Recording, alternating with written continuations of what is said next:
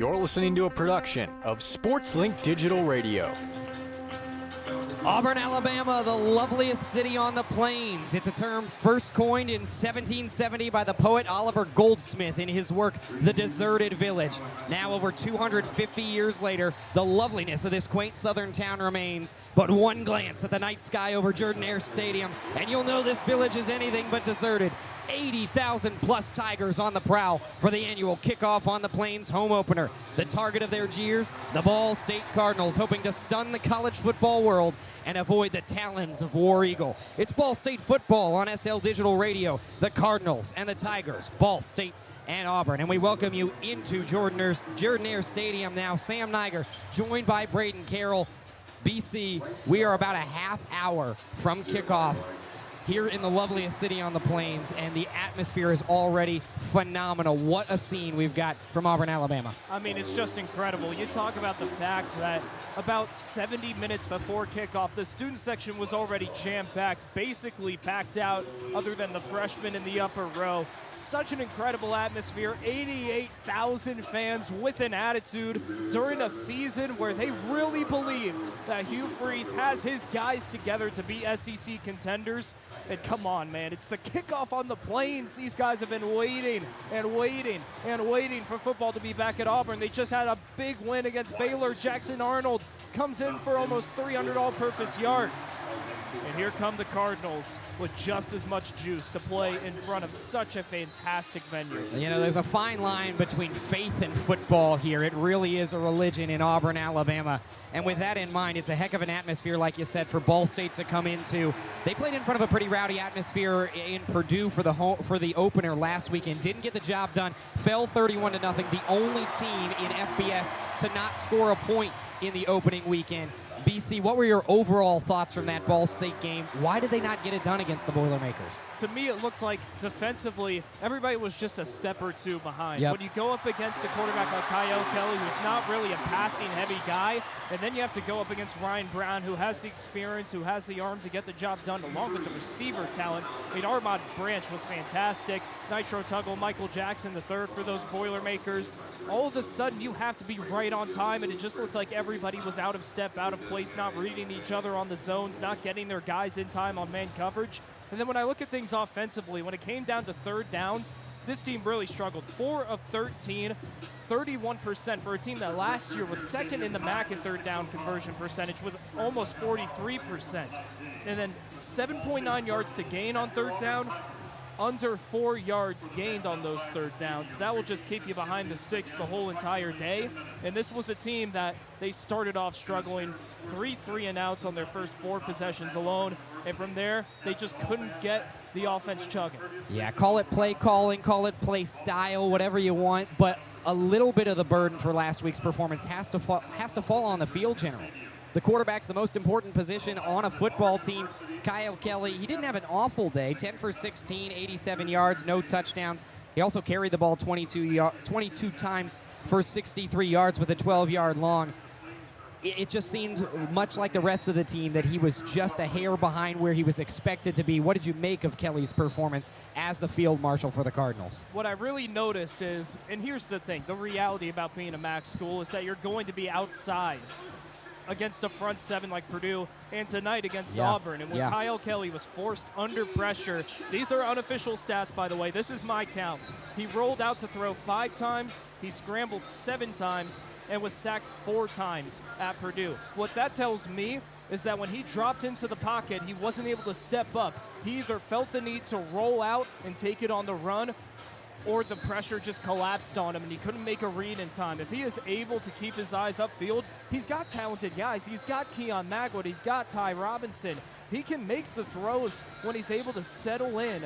But when you face a crowd like this with 88,000 people against you, it's going to be a tough ask, but it is the ask for Kyle Kelly. It is, but one thing that's certainly going to help him is that protection. Ball State is facing such a strong defensive front for Auburn, led by the defensive end, Keldrick Falk. Now, one thing we do want to highlight is the matchup between Falk and then the left tackle, redshirt junior from Kendallville, Indiana, Chris Hood. He is the biggest man in stature on that offensive line. He was a real bright spot last week on an offensive line that struggled. that one-on-one between Falk and Hood is a matchup that we're going to be watching all evening. Absolutely. You look at a guy like Eldrick Falk, who is a bar none. You can stamp it, sign it, seal it, deliver it already. He will be a top 10 draft pick next season. This Auburn team, they're so stacked on defense because you have Falk over there attacking Kyle Kelly's blind side, and you have Kieran Crawford on the other side, the buck position, which is effectively the right defensive end for this team. He'll be applying pressure too, but that blind side is what's most important. There's a reason that Chris Hood, who really only saw his first significant starts last season, had 8 of them in 2024. There's a reason that he was moved over to the left tackle side, because Coach Yu and this offense trusts that he can be the guy to get the job done and to help Kyle Kelly feel like he can make the throws that he needs to make. Well, that offense that Kelly's going to be juxtaposed against was potent last week for Auburn. Talk about a heck of a performance from Jackson Arnold, the transfer from Oklahoma. He just had his birthday earlier this week on Tuesday. Not a great day through the air, 11 for 17, had 108 yards, no touchdowns, no interceptions. But it was also what he did on the ground. He did what Kyle Kelly did to the nth degree.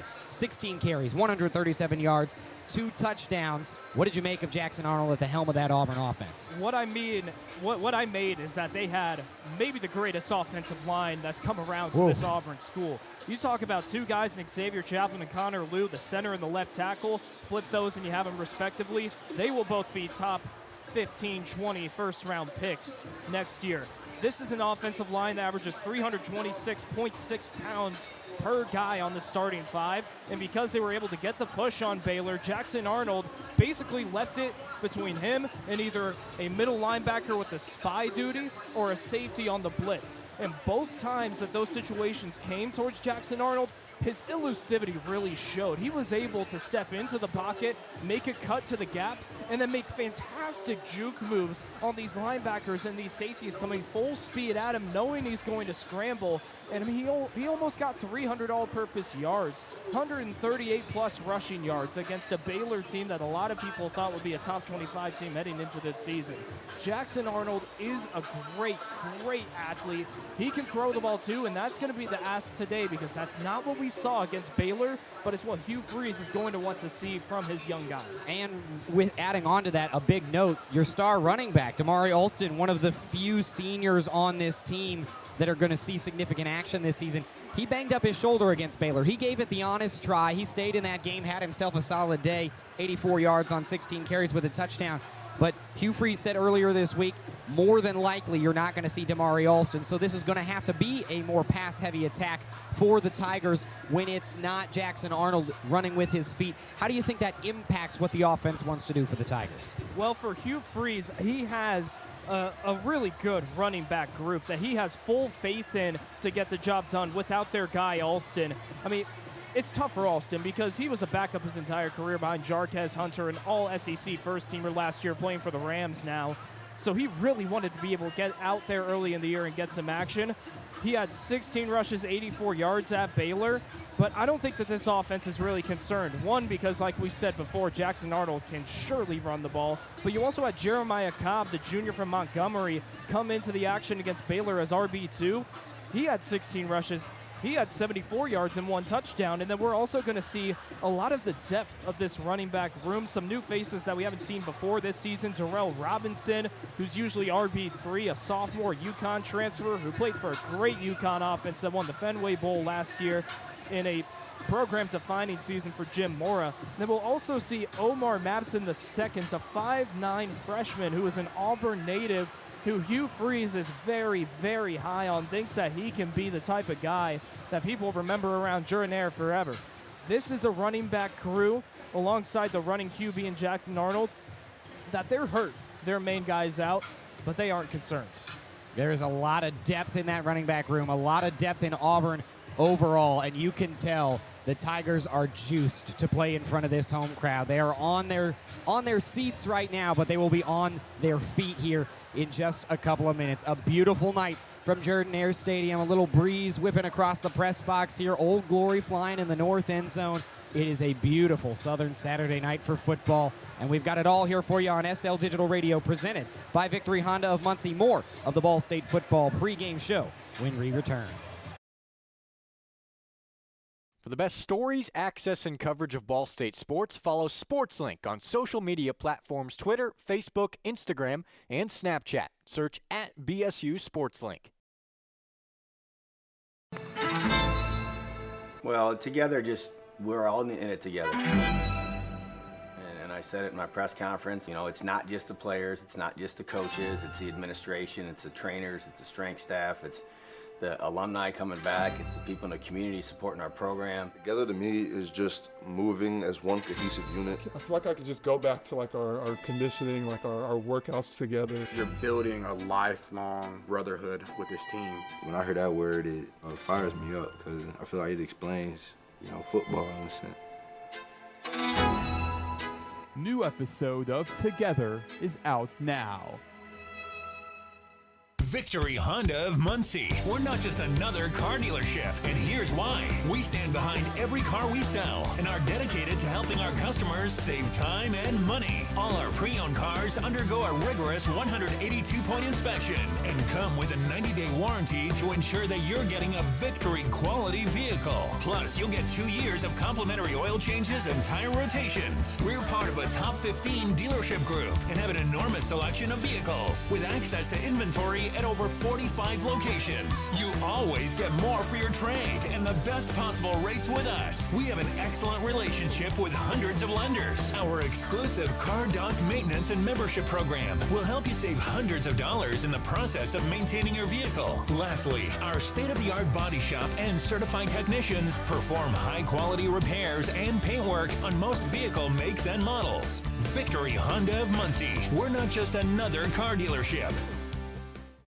From trivia night at Brothers and tater tots at Roots. Never miss a Ball State game with SportsLink Digital. While we were at break, the light show has already started, but the fireworks are soon to come. It's Ball State football taking on the Auburn Tigers from Auburn, Alabama. Sam Neiger and Brayden Carroll joining you here on the Ball State football pregame show. It's XL Digital Radio presented by Victory Honda of Muncie. BC, we've talked about just about every position group for these two teams. We have not yet gone in depth into this Ball State defense. It was a squad that we thought we'd be talking about a lot this year in positive ways, especially that linebacker core, but they were just a hair short against Purdue, a step slow. Why do you think that was the case? Why were they able to let Ryan Brown have a day and give up 31 points? Well, as I said earlier, you talk about the fact that it just felt like everybody was a step behind. When I look at the abilities of a Purdue team that went 1-11 last year, you don't really slate them as a top-level Big Ten team, but they sure looked the part against Ball State. Armand Branch really went off on a tear early in the game, and we saw compromise it all over the place. We saw the linebackers struggle in the zone. The blitzes really didn't do much. There was only one sack all game by Nathan Voorhees, which ended up being a non-impact play that later still Purdue gets a first down. That drive keeps going. They eventually score. And then Eric McLean comes in. He struggled a bit early. He gave up 2 big plays on the first 2 drives that both resulted in Purdue touchdowns. And this is just a Ball State defense that is struggling to find an identity when you have guys, though, that are returning. This is a defense with 44% defensive returning production, which is the highest on this team. And although their offense is down there in the 130s in FBS in returning production, their defense is closer to the hundreds. So there's a more coagulated unit, but it really didn't feel like it against Purdue. Maybe this second game is where the tires start to get turning and these guys figure it out, but it's going to be a tough game to do so. It certainly is, and now we're bearing witness to one of the greatest traditions in college football. War Eagle at Auburn. The Bald Eagle circling around the inner bowl above Pat Dye Field at Jordan-Hare Stadium. You just don't get atmospheres like this in the MAC very often. Ball State has only played the SEC a handful of times. No wins against SEC teams. And when you've got tradition like this, it's hard to top it. Brayden, if Ball State stuns the world tonight, what do they need to do to get the win against an SEC opponent? It's going to be such a challenge for them. 1, Auburn has never lost to a MAC opponent. 2, Ball State has never beaten an SEC opponent. And by the way, I kind of felt like an iPad kid with my phone out. I had to film for my dad. Absolutely. You can't miss that moment. It's War Eagle. I mean, the tradition here is fantastic.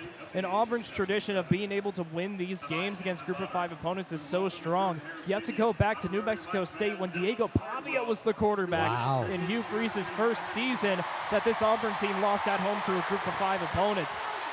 They get the job done, and they don't falter in these early season games, which to them are just tune-ups for the SEC slate ahead. It's going to be tough for Ball State. We've already hammered it home plenty of times. I mean, the spread is 45.5 in favor of Auburn, which if Ball State were to win would be the biggest upset by spread between two FBS opponents in the history of this great sport. So it's going to be a challenge for Ball State. It's an uphill climb, but as I said earlier, you just can't go into this thinking we're going to lose. It's a tall task, and as big of a moment as this is for the players, this is also the rowdiest environment that Mike Urimovich will have ever been the head coach at. He's got some power conference experience. He spent some time at NC State, but his culture was shattered a little bit last week. How does he respond and put the pieces back together in week 2? He's got to find a way to get his guys to continue to think 1-0 season over and over again. A new slate, a new chance to get a victory. Like you said earlier, the 31-0 loss was the only shutout an FBS opponent had against them in week 1. That's a tough thing. That's a tough pill to swallow, especially in the first game of the first year of a head coach who is coaching his first FBS teams at the head office. But Coach Yu has been in these type of environments before. You do have to go all the way back to 2003 when he was an NIU GA. That his NIU Huskies, who had a double-digit win season, upset number 21 Alabama in Tuscaloosa. He has seen success by the small guys beating the big guys. He knows what it looks like. He knows what it feels like. And I'm sure that that's the messaging that he has brought home to this team heading into this one to head out of the tunnel onto Pat Dye Field for is that, hey, this game is tough, but the feeling of an upset is something you'll never forget. It's little gems like that that make you love college football, and it gives Ball State just a little glimmer of hope. And sometimes in this game, that's all you need. There weren't a ton of great matchups across college football this weekend, but we have seen some sneaky close games, Brayden. We talked about Coach Yu. On the other side, you've got the home coach, who is no stranger to this situation. You've got Hugh Freeze, year number 3, and it's very early in the season to be saying this, but the seat was a little toasty heading into this year after 2 straight losing seasons. What is the status of Hugh Freeze as head coach of the Auburn Tigers at the moment? Hugh Freeze, to me, is the most fascinating coach in college football right now. You talk about a guy who his reputation was ruined at Ole Miss. He was able to lead them to double-digit wins. They were national title contenders in 2014 until a very tough loss to this Auburn team at Auburn. All right, he was defining what it meant to be an Ole Miss Rebel. And then recruiting violations, 27 vacated wins, a resignation in disgrace. He's able to revive his career at Liberty. He coached a game in a hospital bed while Liberty was undefeated in 2020. I mean, he's a guy who, he turned his entire profile around.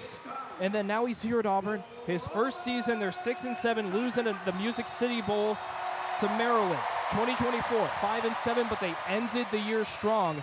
That upset win in 4 overtimes against Texas A&M, maybe the best game here to happen in Jordan-Hare since the kick 6. I mean, a fantastic program-defining victory for a guy who was looking for a program-defining win. And then they play Alabama close. All of a sudden, the expectations are huge, and now this is the season. He has to capitalize on it. And he's got a great opportunity and a great team to do it with. The chants now are for the Auburn University Marching Band that are waiting in the wings to take the field. We've got a great show from the folks in the band pregame, and they are getting set to march out in front of this crowd of 80,000 plus now. Brayden, this is a place that is just rich in tradition. You can say that about really any college football program, but Auburn, something about it is superlative when it comes to tradition. Do you have a favorite? I've got to ask. There's so many great ones. Oh, I mean, to me, the tradition of Jordan-Hare Stadium is like none other. You think about childhood. You think about the kick 6. You think about the prayer at Jordan-Hare. You think about last season, the 4 overtime win. The light show. All the times that the crowd has flustered onto Pat Dye Field in Jubilee. This is a stadium with so much tradition in its own. You got to go with War Eagle, though. I mean, come on. Is there any moniker more well-known to its school than War Eagle? I certainly don't think so. It's not a mascot. It's a battle cry. And it started all the way back in the 1800s after the Civil War. It has lasted up till today. This is the 25th season of the War Eagle flyover, and we just bared witness to the first one of 2025. Well, Old Glory and the flags are making their way onto the field at the moment. The marching band is still getting the crowd hyped up. We are juiced up here in the press box at Jordan-Hare. But we're going to step aside for the final time in this Ball State football game. In this Ball State football pregame show, I should say. When we come back, we're going to have our keys to the game, players to watch, and then we will have kickoff in one of the best venues the country has to offer. Until then, thanks for listening to the Ball State football pregame show. This is SL Digital Radio, presented by Victory Honda of Muncie. For the best stories, access, and coverage of Ball State sports, follow SportsLink on social media platforms Twitter, Facebook, Instagram, and Snapchat. Search @BSU SportsLink. Victory Honda of Muncie. We're not just another car dealership, and here's why. We stand behind every car we sell and are dedicated to helping our customers save time and money. All our pre-owned cars undergo a rigorous 182-point inspection and come with a 90-day warranty to ensure that you're getting a Victory quality vehicle. Plus, you'll get 2 years of complimentary oil changes and tire rotations. We're part of a top 15 dealership group and have an enormous selection of vehicles with access to inventory at over 45 locations. You always get more for your trade and the best possible rates with us. We have an excellent relationship with hundreds of lenders. Our exclusive Car Doc maintenance and membership program will help you save hundreds of dollars in the process of maintaining your vehicle. Lastly, our state-of-the-art body shop and certified technicians perform high-quality repairs and paintwork on most vehicle makes and models. Victory Honda of Muncie. We're not just another car dealership. Well, together, we're all in it together. And I said it in my press conference, it's not just the players, it's not just the coaches, it's the administration, it's the trainers, it's the strength staff, it's the alumni coming back, it's the people in the community supporting our program. Together to me is just moving as one cohesive unit. I feel like I could just go back to like our conditioning, like our workouts together. You're building a lifelong brotherhood with this team. When I hear that word, it fires me up because I feel like it explains, football in a sense. New episode of Together is out now. Victory Honda of Muncie. We're not just another car dealership, and here's why. We stand behind every car we sell and are dedicated to helping our customers save time and money. All our pre-owned cars undergo a rigorous 182-point inspection and come with a 90-day warranty to ensure that you're getting a Victory quality vehicle. Plus, you'll get 2 years of complimentary oil changes and tire rotations. We're part of a top 15 dealership group and have an enormous selection of vehicles with access to inventory at over 45 locations. You always get more for your trade and the best possible rates with us. We have an excellent relationship with hundreds of lenders. Our exclusive Car Doc maintenance and membership program will help you save hundreds of dollars in the process of maintaining your vehicle. Lastly, our state-of-the-art body shop and certified technicians perform high-quality repairs and paintwork on most vehicle makes and models. Victory Honda of Muncie. We're not just another car dealership. For the best stories, access, and coverage of Ball State sports, follow SportsLink on social media platforms Twitter, Facebook, Instagram, and Snapchat. Search @BSU SportsLink.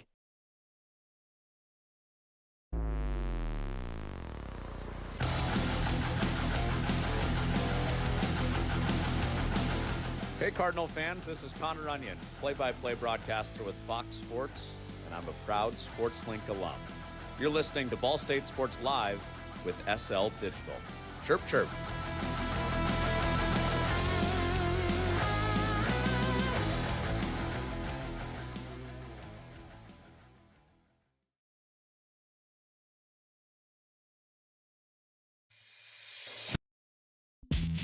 From the bell tower to your smartphone, anywhere in the world. Never miss Ball State Sports with SportsLink Digital.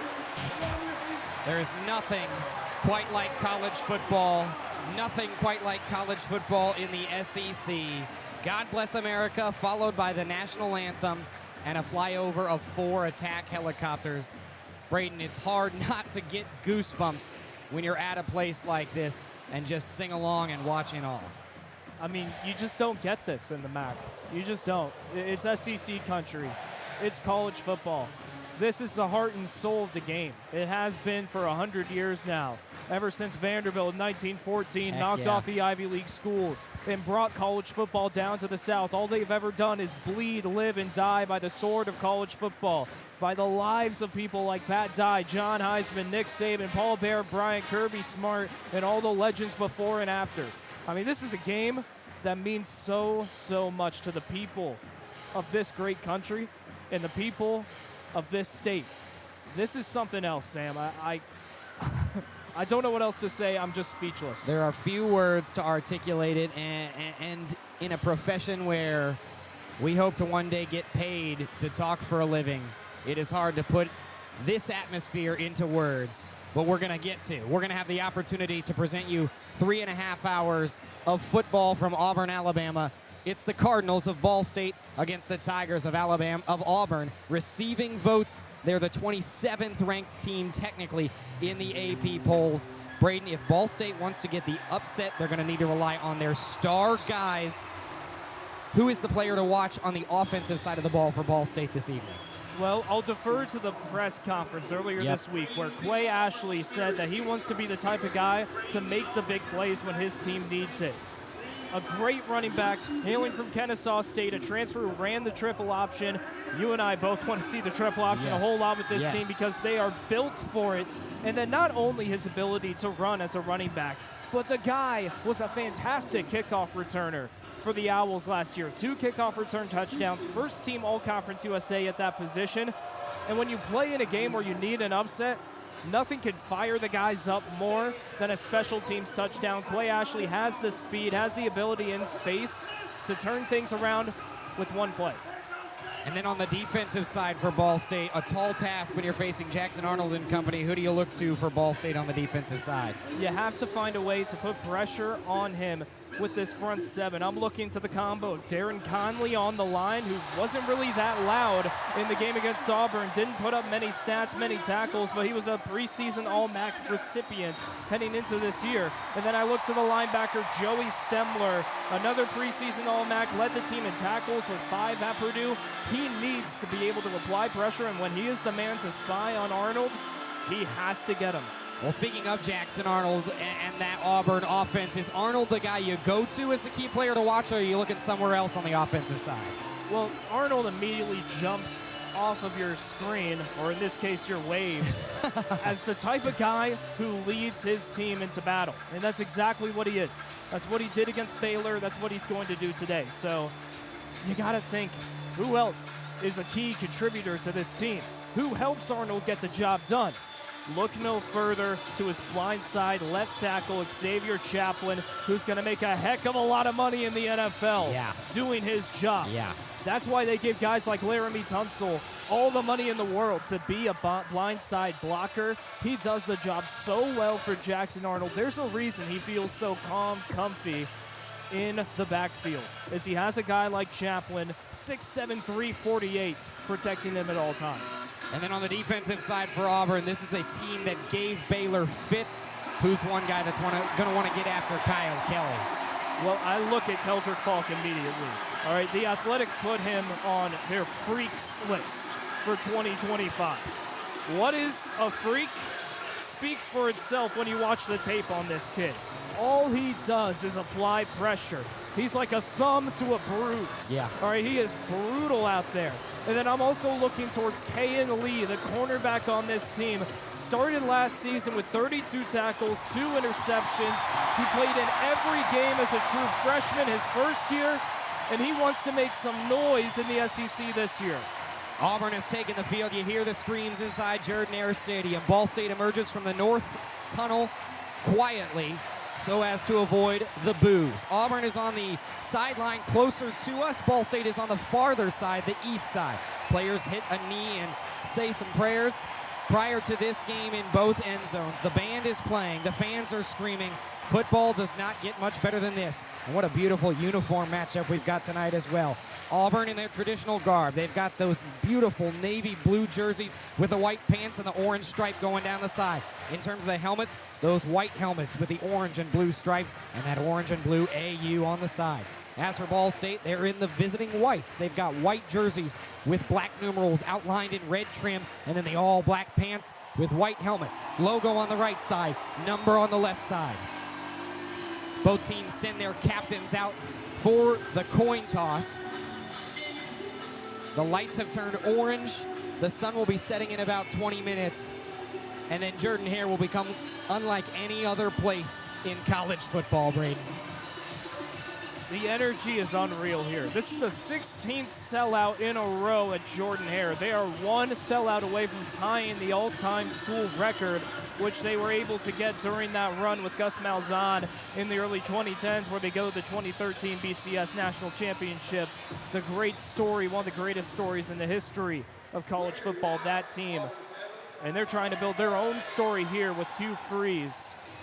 Something else to get the Auburn Tiger fan base fired up. It's been basketball for a long time, but this is a football fan base at heart. And what an opportunity they have this season to be able to make the most of a somewhat favorable SEC schedule. But first, they got to get through your Ball State Cardinals. 0-1 on the year after a 31-point loss at Purdue last week. The cards are stacked against them, no pun intended. But they've got a group that they still believe is in contention for a MAC championship, and a showing tonight would do wonders for the confidence of Mike Uremovich's team. And Coach U, this is the hardest test of his entire coaching career. You have been given the helm of your first FBS program, and here you are on the road in front of 88,000 fans, an SEC night game. We talked about this before the pregame. This might just be the toughest environment Ball State has ever played in. Maybe aside from Bill Snyder's K-State in 2000. Sure. Just an unreal atmosphere. You can hear the pandemonium here through your radio waves. This is just incredible. And now you have to bring your guys together, cool down, and say you got 60 minutes to prove what it means to be a Ball State Cardinal. Because nobody around here knows what it means, and you're going to show them today. It certainly seemed like some fans didn't even know who Ball State was until they showed up to campus today. There is juice in this air right now, though. We all remember a week from today, a year ago, 62-0 against Miami. Ball State certainly does not want a repeat performance of that as they try to shock the world. Auburn sets up for the opening kickoff, left to right across your radio dial. Ball State will return from right to left. The kickoff man for the Tigers is Towns Magoo, 6 foot 200. Standing in the backfield, or standing in his own end zone rather, is Quay. Kick. The Tigers ready themselves, and we have football on a Saturday night in the SEC. Ball State tries to stun the world as Quay Ashley takes it just a step into his own end zone, gets a couple of good blocks, works his way across the 20 between the hashes, and continues churning those legs, moves all the way up to the 25, and that's a good showing from Ball State to show the physicality. Say what you will about last week, BC. The Cardinals weren't afraid to get their hands dirty and hit some guys. They prove it again on that opening kickoff. Absolutely, and Quay Ashley, he looked like Michael Trigg last week for Baylor, who was able to drag 6 Auburn players an extra 6 yards on a massive run in the first half. Again, Auburn showing that they're struggling to make the group tackles, maybe the effort not all the way there early in games, and right there, Quay Ashley makes them pay with a solid return. The 6'2", 196-pound redshirt senior from Tampa, Florida. Kyle Kelly is the man in the gun. He's got Quay Ashley standing to his right at his own 20. Ball will be snapped from the 25. 2 men to the left. Man's brought across in motion. First handoff goes to Ashley. He makes a shifty move up the middle and falls forward for about a 5-yard pickup. And there you go. Not the triple option, but establishing the run early. And the inside run is a great option there for this Ball State team. As we said in the pregame, Falk and Crawford are on the outside. It's going to be tough to run against them. they just have a fantastic front seven, but if you can get the inside going, you're going to show some promise. Quay Ashley's a little guy, too, as far as football standards go. 5'10", 191, going up against some guys that are going to be making Sunday football money. In the heart of that Auburn defense, it's a tall task, but he stands behind Kyle Kelly on a 2nd down and 4. From the 30, Kelly gets the snap. Play action this time. Pocket is protected. He lets it go downfield. He's got a man, and he just overthrows his target, Keon Magwood, on the far sideline. Magwood had the space. He had the cornerback beat, and Kelly put it just a step out in front of him. You know, I like the decision by Kyle to air it out there, but that should have been 6 points. Yeah. That's a tough throw, a tough miss early in this game. Well, Ball State is showing some guts on the offensive side, and it's remained 0-0 already for longer than it did last game. Ball State had a touchdown scored against them by Purdue in the first 40 seconds. Now with 14:05 to play in the first quarter, it's a 3rd down and 5. First big play of the game and first loud play. Kelly stands from the gun. Ashley to his right. Takes the snap. Drops back to pass. He's forced from the pocket. Sheds a tackle. And he's taken down behind the line of scrimmage. Right back at the 30. Auburn gets to him. And I believe the first man there was Xavier Atkins. That weak side linebacker, and it'll force a big 4th down. That's tough from Kyle, and this is kind of what we saw against Purdue, is that on these 3rd down situations, he felt the pressure of the pocket, steps up when he has no space to, just a complete collapse there. Adam Saul is the punter for Ball State. Kaven Lee is the return man for Auburn. Clean snap. Saul gets it away. And that ball takes a bounce. It's fumbled. And landing on it at the last second was Kaven Lee. Auburn recovers it, but a scary scene after a choppy bounce. And Auburn will field it from their own 23 to start the first drive at home. I mean, Adam Saul is a brilliant punter. He is. That's a great job there, because what he does is he adds a knuckle to that punt. Adam Saul is competent, all right? He went to Washington. He was the #1 JUCO punter the year before at El Camino in California. He knows how to get some over-under there. Instead, he chooses to knuckle it, bounce it in front of the returner, and it results in what could have been a disaster for Auburn. Some jitters at home here early for the Tigers, but now they've got the man Jackson Arnold commanding the ship. He stands at his own 17-yard line, brings a man in motion. He's got a running back behind him. They'll start with a play action. Rolling right with some space out in front of him. An easy pitch and catch, and falling out of bounds after the completion is Cam Coleman. That will not move the sticks, about a half-yard short. Ball's already up to the 32-yard line of Auburn. You know, he's only wearing one watch today. He wore 2 against Baylor. Instead, he decided to take it a little easier here. He's got to be enjoying his homecoming. He had a big 23-yard reception at Baylor, getting things going early. Has a good one there. That's a name you're going to hear a lot in the SEC. Now a 2nd down and 1. Arnold takes the snap from the gun. It's going to be a handoff right up the middle this time, and able to push his way forward for the first down is the typical backup, Jeremiah Cobb. That will move the sticks. Cobb will have the RB1 duties this week with Damari Alston banged up with a shoulder injury against Baylor. Jeremiah Cobb is a guy who can run vertical so fast. Last year, he was 3rd in the SEC in kick return average. He is a guy you can't give space to.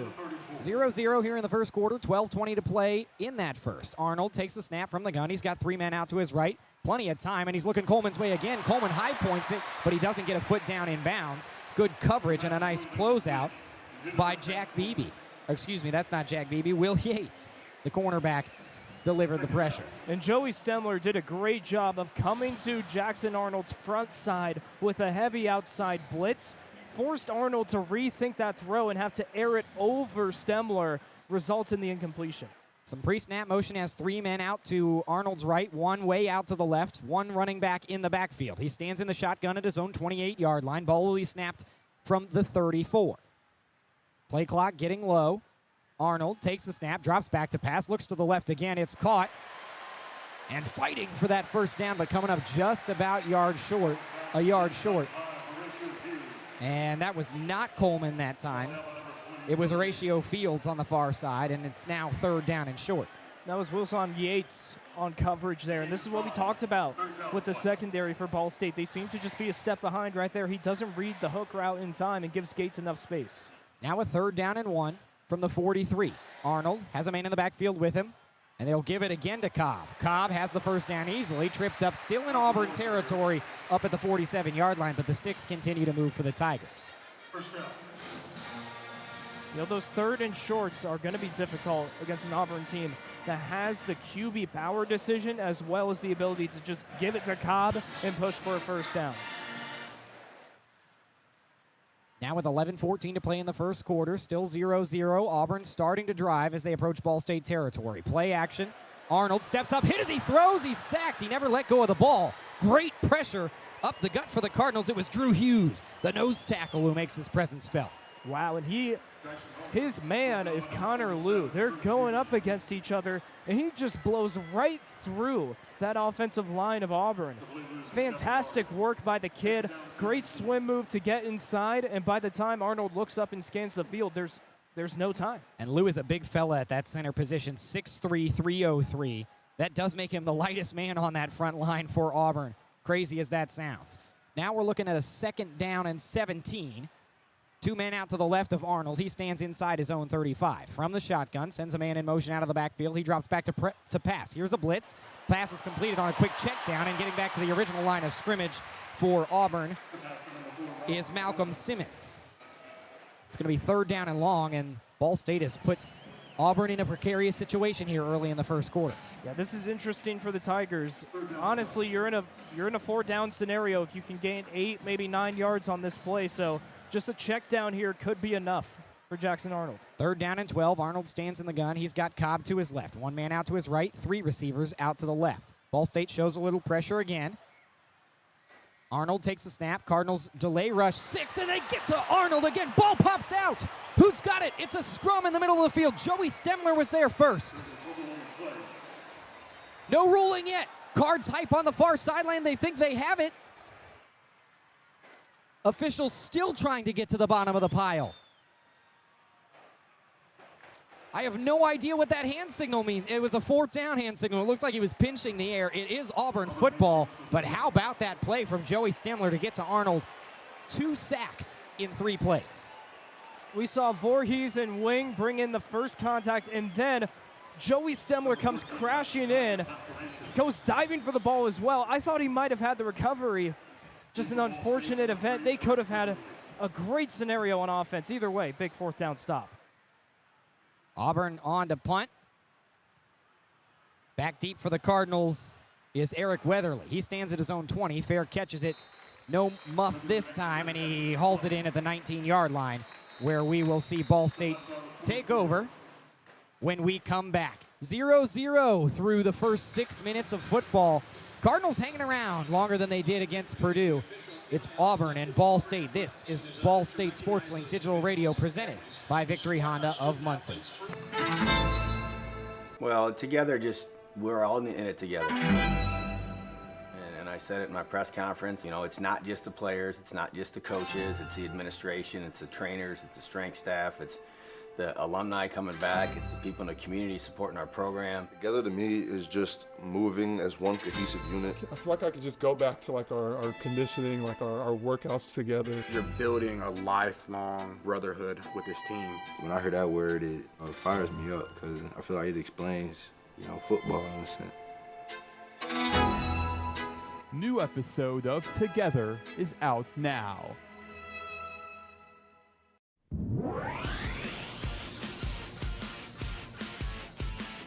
You're listening to Ball State Sports Live with SL Digital, the best student radio channel in the country.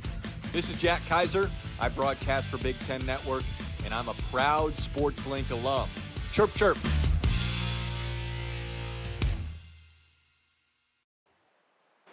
Chirp, chirp indeed, Jack Kaiser, and Ball State is chirping here through the first 6 minutes. No score. Both teams have had a possession. Already 2 fumbles for Auburn, 1 on a muff punt that they recovered, and 1 on a sack fumble where Joey Stemler got at Jackson Arnold. The offense has got to be juiced, Brayden, Carroll, as they come back out onto the field. Absolutely. You come off of a situation where now Auburn has negative 11 rushing yards. This is incredible, the work that Ball State has done defensively, and it's all because of the pressure that they've been able to put on Jackson Arnold. The ends, oh man, Nathan Voorhees, Darren Conley, Michael Wing, they're getting to Arnold along his inside and outside, leaving him completely compromised where he sees one guy coming at him towards the front, doesn't know who's coming around the blind side.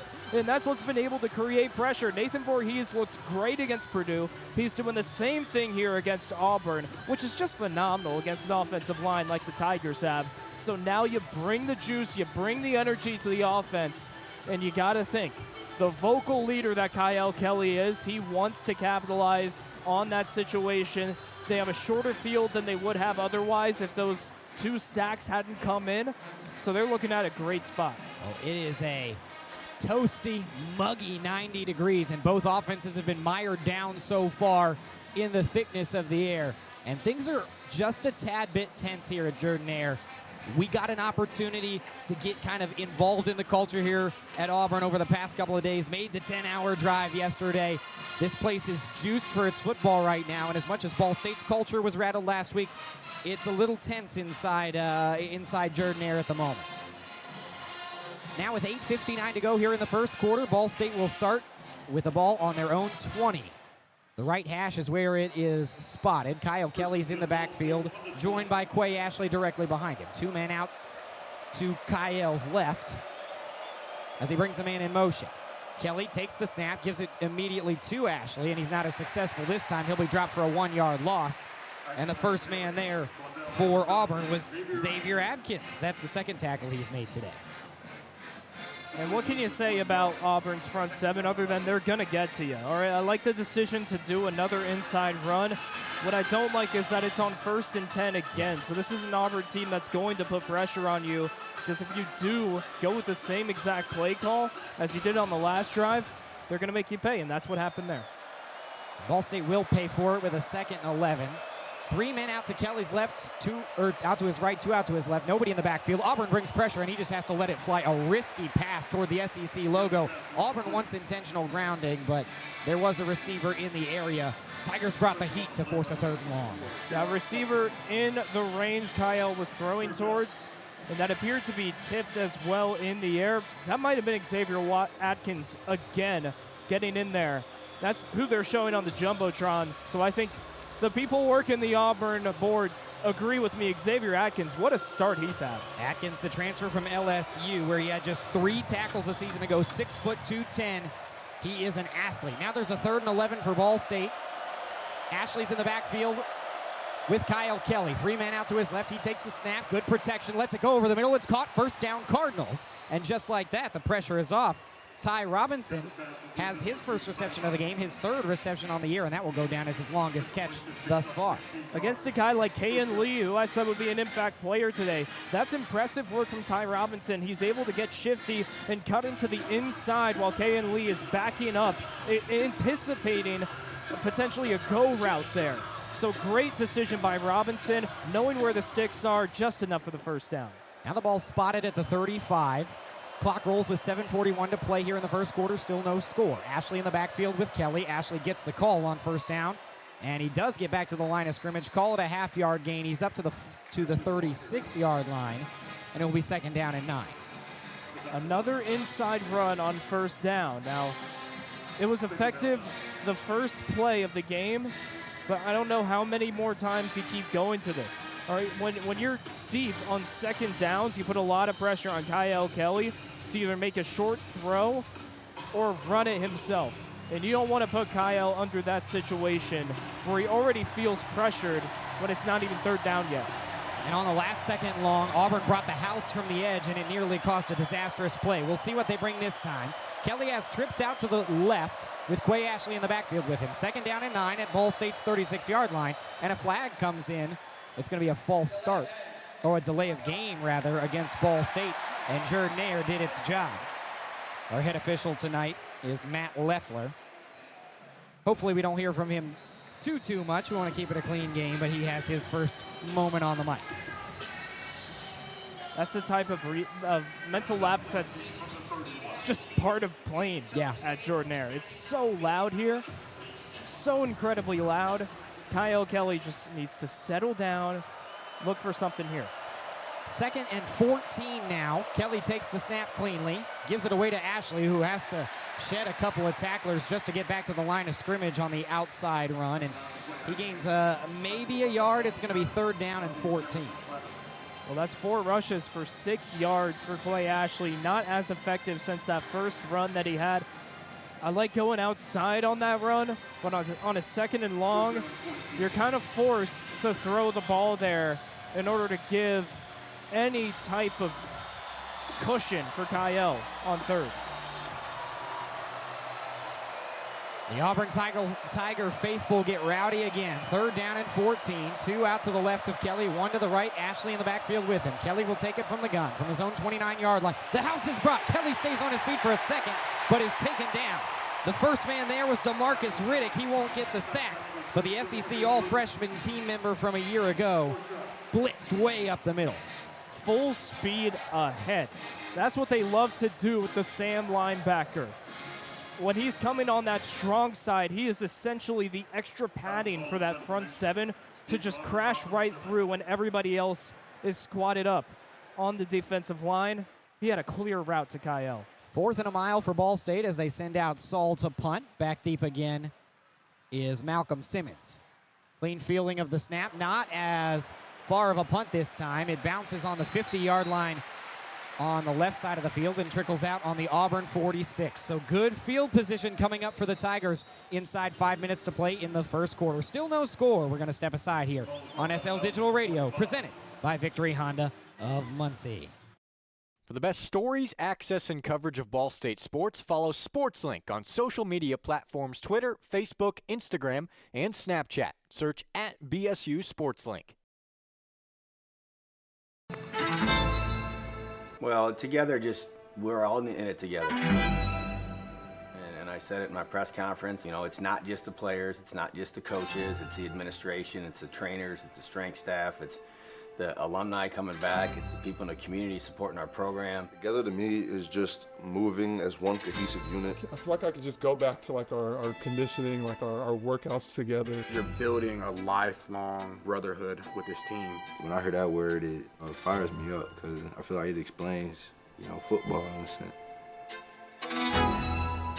New episode of Together is out now. You're listening to SportsLink Digital, presented by Victory Honda of Muncie. Your home for live Ball State sports. No score after the first 10 minutes of football. 4:57 to play in quarter number 1 between your Ball State Cardinals and the Auburn Tigers, receiving votes in the AP poll. Sam Neiger and Brayden Carroll joining you here on SL Digital Radio, presented by Victory Honda of Muncie. And BC, Ball State looks like a completely different team from a week ago, at least from the way they've started this game. Through the first 10 minutes, what has changed from that game against Purdue? Everybody's playing so fast on defense. There's so much more confidence. With the pass rush especially, you can tell that there's just a different philosophy that Jeff Knowles, the defensive coordinator, has brought into this week. It's so easy to look at a fantastic athlete like Jackson Arnold and say, we can't do this. But Jeff Knowles made the decision that we are going to. We're going to pass rush him. And bringing both guys on the outside, I think Auburn will be able to make adjustments eventually. But for now, they have had this offensive core flustered on what to do with a dangerous pass rush coming from the edge with Drew Hughes, Jack Beebe, Joey Stemler and company. And Auburn has only had one drive before 2 sacks forced a punt for the Tigers. This is drive number 2, and they will start it at their own 45-yard line. Just a 29-yard punt a minute ago from Adam Saul. Auburn starts just right of the tip of that Auburn logo at midfield. 4:57 on the clock, still no score. Jackson Arnold stands at his own 40. He's got Cobb to his left, 2 men to his right, and a receiver out left on the hashes. Hard count as Arnold awaits the snap, and Jordan-Hare gets loud.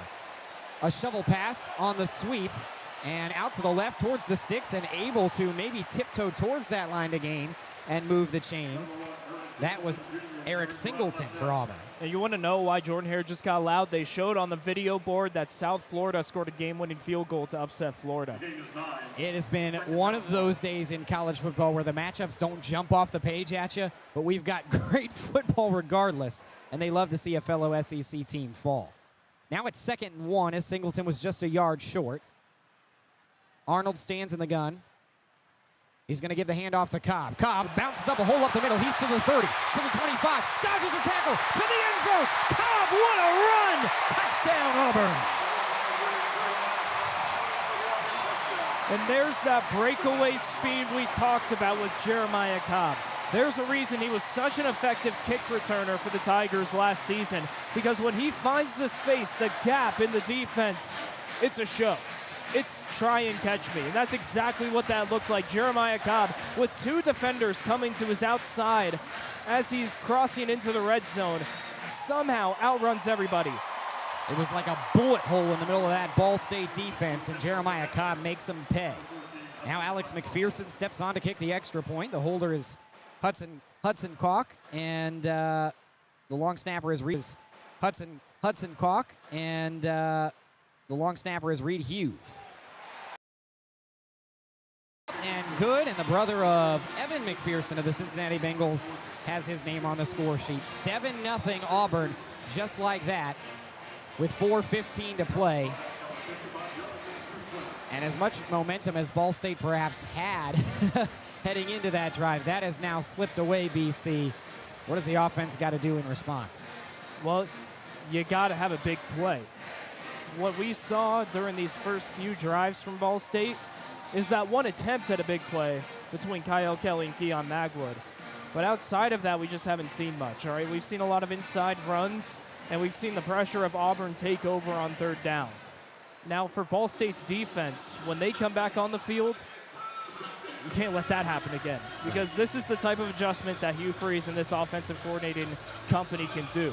All right, they see the outside rush coming, so they run it inside with Jeremiah Cobb, bounce off the guards, boom, touchdown. So all of a sudden, your game plan that has worked out so far, gonna have to make an adjustment.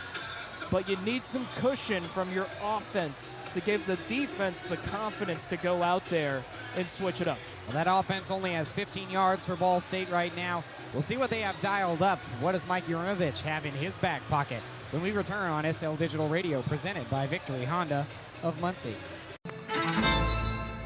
Well, together, we're all in it together.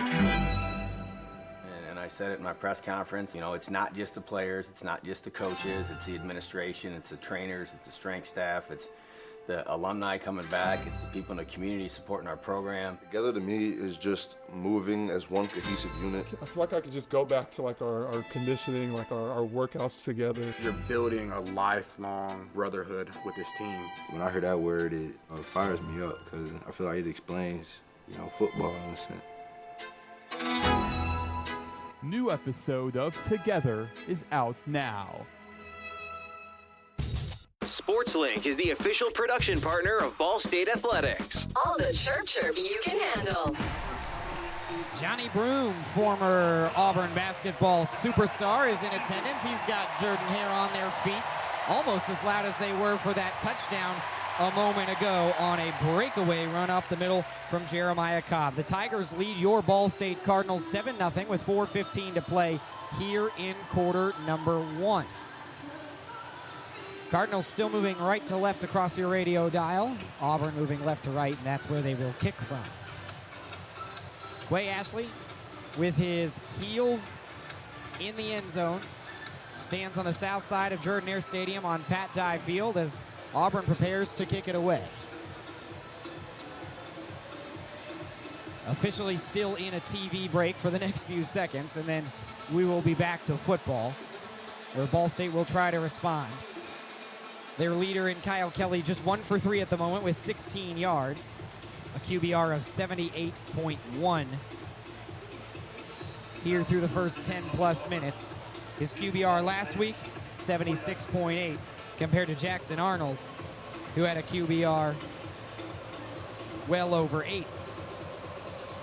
And when you look at how Auburn started against Baylor, they started with 2 3-and-outs. So another early start, but a great score to get things going. Don't let these Tigers get hot. Quay Ashley hopes not to as he fields it at the 6. A hesitation for just a minute. He gets clotheslined and dropped just beyond the 20. A clean tackle, no flags come in, but that knocked the 5'10", 196-pound running back off his feet. A big-time hit. These special teamers on Auburn, you don't want to mess with SEC special teamers. Sylvester Smith, a safety on this team. He usually gets some playing time for Auburn. He came in flying. What a fantastic hit, and he's got this crowd juiced. And you know what else has this crowd juiced? They just played a segment from the press conference of Mike Uremovich earlier this week where he said he was not worried about the crowd noise. And all of a sudden, that dive field is louder than it's been all evening long. Kelly stands at the gun with Quay Ashley to his right on his own 22-yard line. 4:10 to play here in the first. They'll give it to Ashley up the gut. He sheds a couple of tacklers, and that's his most successful run in a couple of attempts. He'll pick up about 3 and move just beyond the 25. And that's a great play to get things going for Ball State. The inside run hasn't worked yet on first down other than that first play of the game.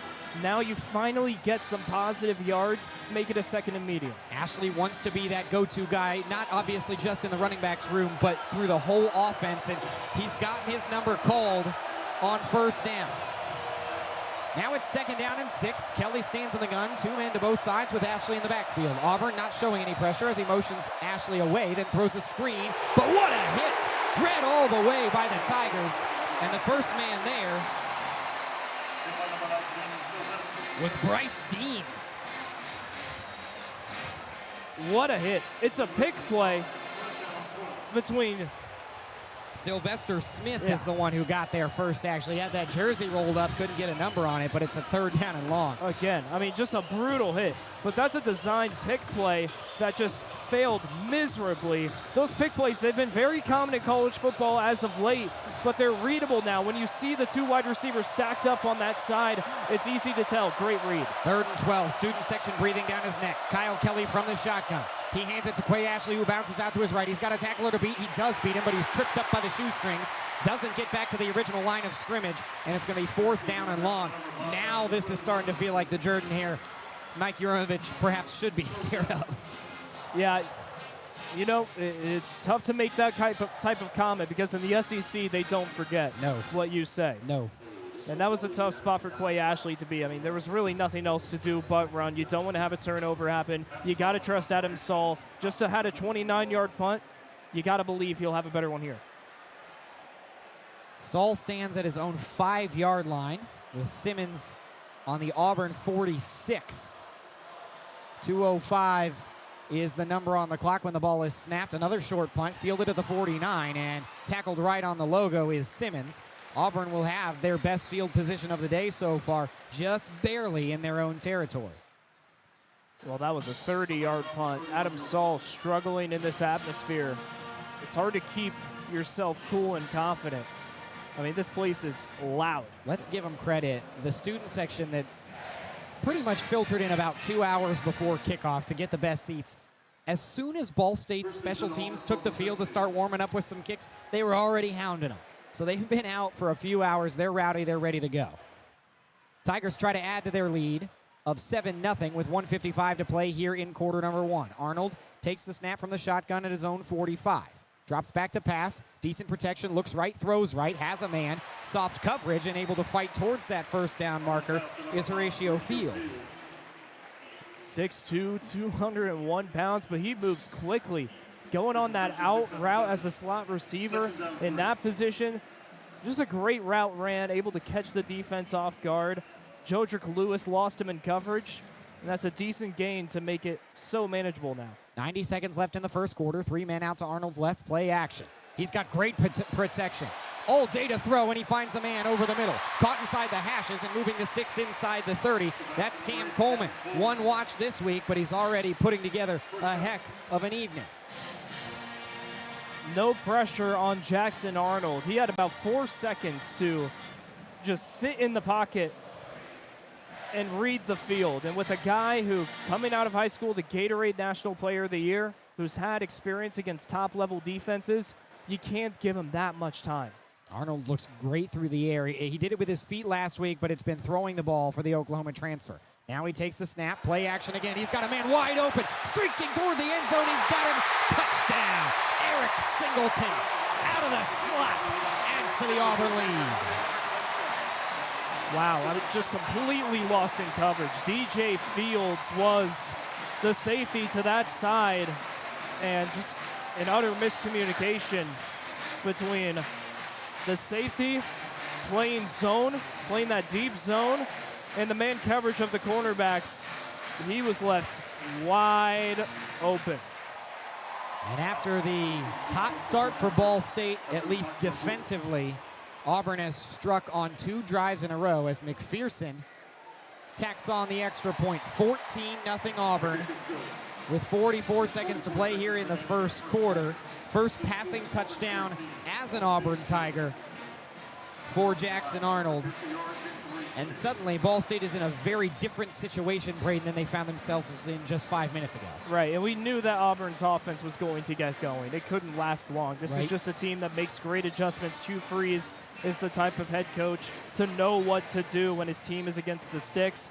And then Derek Nix, the offensive coordinator for this team. He's a guy who's been with Hugh Freeze almost his entire career, was at Ole Miss from 2009 to 2023, followed him here to Auburn. They have such a great connection, and the decisions that this team made on that drive alone were just fantastic. And then able to get Eric Singleton by himself on an island, a punt returner with the speed to get loose. They're starting to get into their bag of tricks. That drive looked like a team that should be ranked. I don't care who the opponent is. That was some of the best we've seen the Auburn offense look all year. Quay Ashley heels in the end zone once more as Magoo sets ready to kick us off. 44 seconds left to play here in the first quarter. Auburn leads Ball State 14-0 from Jordan-Hare Stadium. Kick is up, fielded at the 1. Ashley hesitates, bounces left this time. Sheds a couple of tacklers and works out past the 20. A flag flies in as 7 seconds come off the clock. So we'll see if Ball State's going to get an additional couple of yards tacked on or whether this thing is coming back with the student section looming over Kyle Kelly once more. I could see it coming back.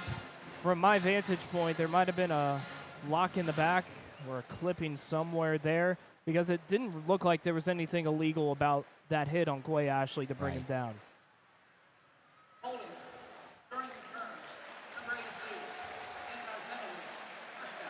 Well, that will clear things up. It was Daya Patel, the wide receiver, who is listed on the 2-deep depth chart, but mostly sees special teams plays, guilty of the hold.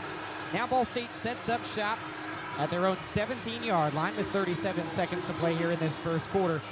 This feels like a big drive at a crucial moment in the game, now down 14-0 against the Auburn Tigers. 2 men out to Kelly's left. He's going to bring one over the middle. They'll run the triple option and give it to Ashley. And Quay Ashley bounces forward. That was Elijah Jackson who was in there wearing number 0, the redshirt sophomore from Indianapolis. He picks up a couple of yards, and that might be the end of the first quarter. We'll see if the Cardinals want to snap another play. This is such a tough situation for Ball State. Like you said, it's a critical drive, but all of a sudden you can't really trust Adam Saul as your punter to be able to pin this Auburn team past your own territory. You got to get something churning on this drive, at least one first down. Well, it'll be a long walk down to the north end zone for Ball State, but they've got some time to think about it. First quarter closes out with a 14-0 Auburn lead. They did not strike early, but they have struck often since. The Tigers lead your Cardinals. This is SportsLink Digital Radio, presented by Victory Honda of Muncie. For the best stories, access, and coverage of Ball State sports, follow SportsLink on social media platforms Twitter, Facebook, Instagram, and Snapchat. Search @BSU SportsLink. Victory Honda of Muncie. We're not just another car dealership, and here's why. We stand behind every car we sell and are dedicated to helping our customers save time and money. All our pre-owned cars undergo a rigorous 182-point inspection and come with a 90-day warranty to ensure that you're getting a Victory quality vehicle. Plus, you'll get 2 years of complimentary oil changes and tire rotations. We're part of a top 15 dealership group and have an enormous selection of vehicles with access to inventory at over 45 locations. You always get more for your trade and the best possible rates with us. We have an excellent relationship with hundreds of lenders. Our exclusive Car Doc maintenance and membership program will help you save hundreds of dollars in the process of maintaining your vehicle. Lastly, our state-of-the-art body shop and certified technicians perform high-quality repairs and paintwork on most vehicle makes and models. Victory Honda of Muncie. We're not just another car dealership. Well, together, we're all in it together. And I said it in my press conference, it's not just the players, it's not just the coaches, it's the administration, it's the trainers, it's the strength staff, it's the alumni coming back, it's the people in the community supporting our program. Together to me is just moving as one cohesive unit. I feel like I could just go back to like our conditioning, like our workouts together. You're building a lifelong brotherhood with this team. When I hear that word, it fires me up because I feel like it explains, football in a sense. New episode of Together is out now.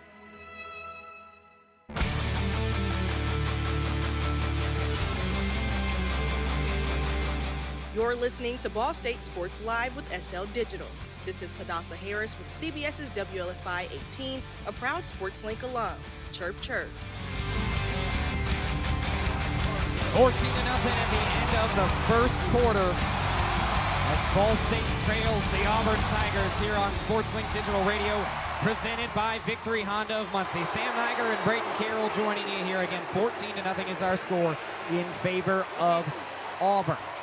Ball State has switched sides, so now the student section is not right behind Kyle Kelly for what will be a pivotal 2nd down and 7.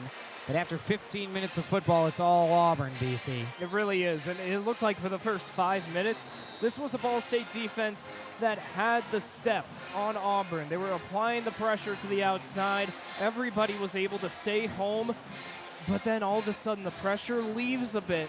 Jackson Arnold starts feeling comfortable. This is a situation where you saw the first 2 drives. When you brought 4, 5 guys at Jackson Arnold, he wasn't comfortable. So I'm going to be honest with you, I don't know why they started bringing 3 on that last drive. Jackson Arnold felt so cool, able to throw an easy pass to Eric Singleton Jr. So now it's up to the offense to give the defense a reason to be aggressive. Well, they've got a 2nd and 7 to start the second quarter. Lining up in a triple option look and getting the ball up the middle again is Elijah Jackson. It's apparently his drive as he takes a hit just shy of the Ball State 20. It's going to be 3rd down and medium as the Cardinals will work quickly. 2 men out to the right. Ball is almost in the middle of the 2 hashes. 1 out to the left. Kyle Kelly stands alone in the backfield. Brings Jackson in motion. He flips it to him. Jackson tries to make a man miss, and he falls just short of that line to gain. Beyond the 20, he needed the 23, or excuse me, the 22, and he falls on the 21. Do you go for it here? On a 4th and short, when you don't have the student section screaming right behind you, it certainly is a little more palatable. And it appears that Ball State is keeping the offense out there. I think you almost just have to do a silent count. Hope you can get a penalty on Auburn. Well, the place is going to be loud, so the count might throw this defense off. As for now, Kelly gets them to jump on the far side, the right side of that defense. And it was Chris Hood who made the movement in response, and Auburn might have just given up a huge 4th down and short. And if I'm not mistaken, that was Kieron Crawford who jumped. We'll see if he's the one flagged.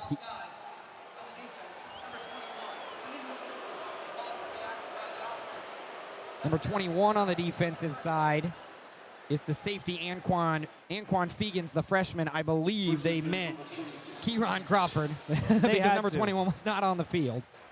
Nonetheless, that moves the chains for Ball State on a great hard count. 14-0 they trail with 13:52 to play. Design QB run. Kelly hesitates for a minute, then goes up the middle, and that at least gives the running backs a break. It's going to be 2nd down and 8 from the left side hash. Something about a defensive penalty to give you the first down, it brings a lot of peace to your offense because pressure is taken off of you without you having to really take a step into the defense. So now you get a fresh set of downs. That 2-yard run is a bit difficult to swallow because it feels like you're just right back to where you were before.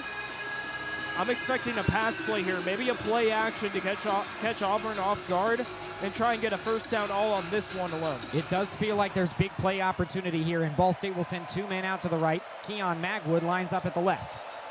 And Ball State is going to be forced to call a timeout with the play clock expiring. Magwood had some miscommunication about what side of the field he was heading to, and Ball State will have some extra time to chat about it. We'll have some extra time as well to step away as we're going to take our first media timeout of the second quarter. 13:06 to play in half number 1.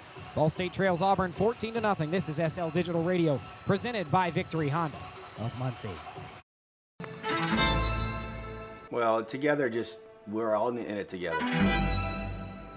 And I said it in my press conference, it's not just the players, it's not just the coaches, it's the administration, it's the trainers, it's the strength staff, it's the alumni coming back, it's the people in the community supporting our program. Together to me is just moving as one cohesive unit. I feel like I could just go back to like our conditioning, like our workouts together. You're building a lifelong brotherhood with this team. When I hear that word, it fires me up because I feel like it explains, football in a sense. New episode of Together is out now. For the best stories, access, and coverage of Ball State sports, follow SportsLink on social media platforms Twitter, Facebook, Instagram, and Snapchat. Search @BSU SportsLink. From the bell tower to your smartphone, anywhere in the world. Never miss Ball State sports with SportsLink Digital. 1 full quarter in the books, 13:06 to play in quarter number 2, and Ball State trails Auburn 14-0. It's SL Digital Radio, presented by Victory Honda of Muncie. Sam Neiger joined by Brayden Carroll as Jordan-Hare will come to their feet to applaud our nation's veterans. But a big 2nd down and long coming up here, BC. We were chatting over the break. Didn't love the QB power call there, but now the playbook is open for a possible play action or something else shifty that the Auburn defense hasn't seen yet. Well, that's what I would like to see from this team. Eric Weatherly is a guy who hasn't been talked about enough with this Ball State team. He has the speed. All right, if Clay Ashley didn't transfer here, he would be the kick returner and the punt returner for this Cardinal squad. He has speed at the slot position, and nothing feeds a slot position guy better than a little play action. Hey, let me turn around now, scan the field, boom. All right, because you're probably going to get a safety coming down on that slot receiver. So this is a situation where if you can get Weatherly a one-on-one where he has the field to read in front of him before that man coverage comes, maybe it's a zone even better for the guy. This is a chance for a big play. I want to see a play action, at least a throw. Weatherly had just 1 reception last week for 8 yards. The first team All-Patriot League member a year ago out of Bucknell. He received first team All-MAC honors in the preseason. Now there's 2 out to the right of Kelly, 1 out to the left on this 2nd and 7. Kelly takes the snap from the gun. There is play action. Time to throw. Lets it fly. Deep downfield into double coverage, and he overthrew everybody. The closest man there wasn't even from Ball State. It was Auburn's Sylvester Smith, who had the big sack earlier. Well, it was the right decision. I like that choice. Yeah. I guess I shouldn't say right decision. It makes it sound like I think I'm right, which I'm not. I ain't a coach for a reason.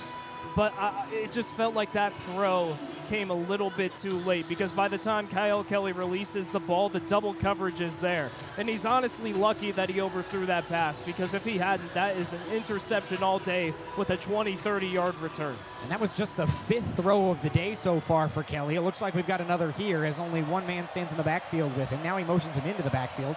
Kelly rolls right on a 3rd and 8, avoids the hit, but not for long. A whole slew of Tigers get to him. Navy jerseys everywhere, and there's a flag after the play. A little taunting, it appears, on Amaris Williams, the defensive end. and he stepped over Kyle Kelly, and there was also a face mask there. So I don't know if we're going to see 2 penalties or just 1. Just 1 penalty is the official ruling, but an automatic first down for that face mask on the sack. And that is a real shame because, if you're an Auburn fan, I should say, because Kelly was going down regardless. And that was just, it was unnecessary. It was unnecessary for him to come in. And that's a clear face mask, as clear as day. Yeah. Kind of a gross tackle. He sent Kelly somersaulting over him. It did not look comfortable, but a breakdown on the offensive line there.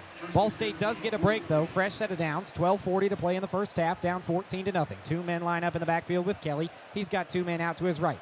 From the tip of the Auburn logo, he'll give it to Quay Ashley, who's back in the game. Up the middle again on first down. He at least gets out to the 45. That's a 2-yard pickup. I wish I had a count on the amount of times there's been an inside handoff on first down for 2 yards, because that exact thing has happened so many times, and it just hasn't helped Ball State. The only reason that this drive has gotten going is because of 2 defensive penalties on what could have been stops for Auburn. You need to find a way to move the ball faster, all right? You got to think in position of this quarter. There's 12 minutes left. You need 2 scores. Just 11 yards on the ground for Ashley. Now a 2nd down and 8. Kelly takes the snap from the gun, fakes the pitch, and then runs right up the middle. They've got his jersey from behind. They ripped whatever undershirt he had on underneath, but he's able to plow his way forward for another 2 yards. So a 3rd and medium right on that Auburn logo in the quietest part of the field. And that's just another 2 yards. Another 2 yards. Yeah. And now it's 3rd and 6 to me, 3rd and medium. You got to throw the football. On the last 3rd down and long where Ball State dropped back to pass, it was a 16-yard pickup on the throw from Kelly to Ty Robinson. Now 3 men stand out to the right, 1 to the left. Ashley's in the backfield. Snap is a little to the right. It's a check down to Weatherly from the slot, and the slant will come up maybe just short. Will we see another attempt at a 4th down? Go for it from Mike Urimovich. The officials say about a yard short. So Ball State will rush up to the line to gain on 4th down. In Auburn territory for the first time tonight from the 48 of the Tigers. It's a design QB keep for Kelly. He has the speed, breaks through into the secondary, chased down at the 30, and he's taken down at the 27 right on top of the SEC logo. Now the offense is moving. And that was the best 2 straight play calls Coach U has done all season. All right, first you have 3 wide receivers bunched over to the near side, and you give the undercut, the slant route underneath the in and the out to Eric Weatherly, the fastest guy who can make that cut and get into open space. He's wide open. You get close enough. And then that was the best situational QB power of the season thus far. A 4th and 1. Give it to Kelly on the outside. Beautiful. 10:15 to play. 2nd quarter. Ball State trails 14-0. Play action. All day to throw. He could sit and sip. And Kelly lost the football on a pump. Did Auburn fall on it? Incomplete, rule the officials. That arm was in a throwing motion. Almost disastrous because Auburn did come away with that football. And that's the right call by the officials, all right? If you remember Jameis Winston's situation, he pumped his arm back and lost the ball going back. Kyle Kelly lost the ball going forward. We're seeing it right now on the video board. What he does is he sees Eric Weatherly wide open over there. He honestly caught him like 2 seconds late. Eric Weatherly was pretty open for a pretty solid amount of time, but he was looking towards Keon Magwood on the deep side. All right, so he was a bit late there, and I think that is what made him overthink throwing that football.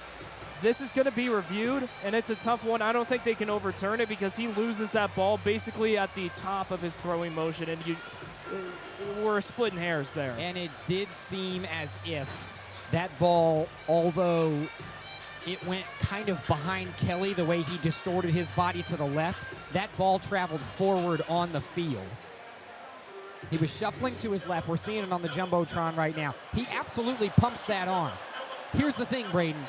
If there was pressure there and Kelly got hit as he let go of that ball, would that make this an easier ruling? I think it would be. Yeah, the thing is, I mean, he's wide open in space, and you get a clear sight of it. So what you're saying is if there was pressure, you think that's much easier to rule incomplete? Yes, but now you have a clear sight of him, and here's the thing: he loses the football before that gets to his helmet. So I was a bit wrong that it was the top, but it was still. I don't know if you can make a decision on this one. The crowd here isn't going to like it if it stands. but I think upholding this call is the right thing to do. The confusing part is that ball did travel forward on the field. So it's not like he lost the ball behind him. It was a fairly quick review, and we're going to hear from our official.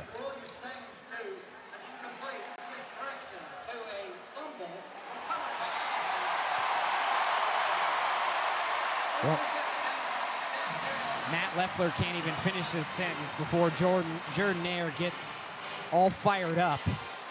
Auburn football after the Kyle Kelly turnover. You talk about unforced errors. That's about as unforced as it gets. And the best drive maybe of Ball State's season on offense comes to a close at the Auburn 35. Yeah, that's brutal, and it's a tough decision to make. The officials, I can't say whether they were right or wrong, but it's a tough situation for Ball State. And all of a sudden, Auburn has the ability to just run the clock out on a long drive. Jackson Arnold, 10:07 to play, trying to put the hammer down. He'll hand it off to his running back, Cobb, who had a big play up the middle earlier. If this stands, he'll have a 10-yard pickup and a first down, but a flag in the backfield has me thinking this is coming back with a hold. And Hugh Freeze with that bright orange jumper on the sideline waves his hands in dismay as it was the center, Connor Liu, who was guilty of the hold. Not a common mistake for the kid, but he is the one blocking for the gap that Cobb is trying to break towards. And it did look like he grabbed some jersey on the outer shoulders. That's a good call for the officials. You know, there's always holding on every play. Yeah. It really comes down to whether or not the officials can see you. And because he was the one blocking the gap on both sides, he was in plain sight for the officials to see that hold. Now it's a 1st and 17 from their own 28. Arnold has 2 men out to his right, 2 out to his left, and Cobb stands in the backfield with him from the gun. He'll send Cobb out of the backfield to his right, and Ball State will bring the pressure. Ball's tipped up in the air, tip drill, and Ball State comes away with the interception. 2 flags fly in after the play. What is the ruling going to be here? Unbelievable. That might be roughing the passer. The way 2 flags came in immediately after the hit, I think Arnold agrees this could be a roughing, and that is a brutal way to take off an interception. Oh, if it is. my goodness. Back-to-back unforced errors for the Cardinals. 1 on offense, 1 on defense, and a turnover turns into a first down for Auburn. Nathan Voorhees a little too physical there. Yeah, and he was about half a second late, and half a second late in football is quite late, especially in an open field like that. That's brutal. Nathan Voorhees, he's so aggressive, and usually it works to his favor, but he has to know situationally not to finish the tackle there. What a turn of events for this Ball State team. Now 9:22 to play. Auburn has it at the 42-yard line. Arnold takes it from the shotgun. He'll give it up on a play action. He's got all day to throw. Lets it fly over the middle. Double coverage. He's got a man, and he just underthrew him a little bit. That's probably the most uncharacteristic Jackson Arnold throw we've seen all year. Absolutely, and it was to double coverage as well. Malcolm Simmons, he unintentionally did a good job.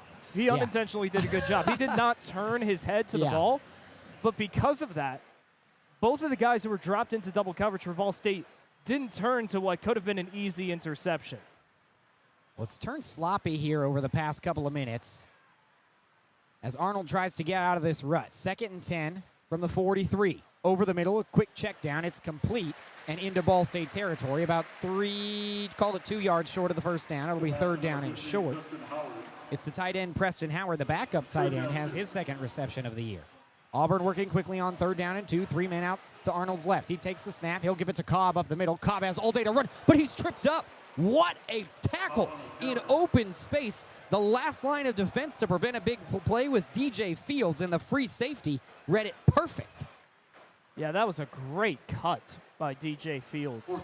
I mean, the gates open to that far side. No one was anticipating the outside handoff there, but because you got a guy like Jeff Knowles who knows how to draw up these plays and cover the weak side, he is there to make the play. Now a huge 4th down. Arnold under center for the first time all game. It's a 4th down and 1. Lining up in a tush push, they'll run it. Did he get there?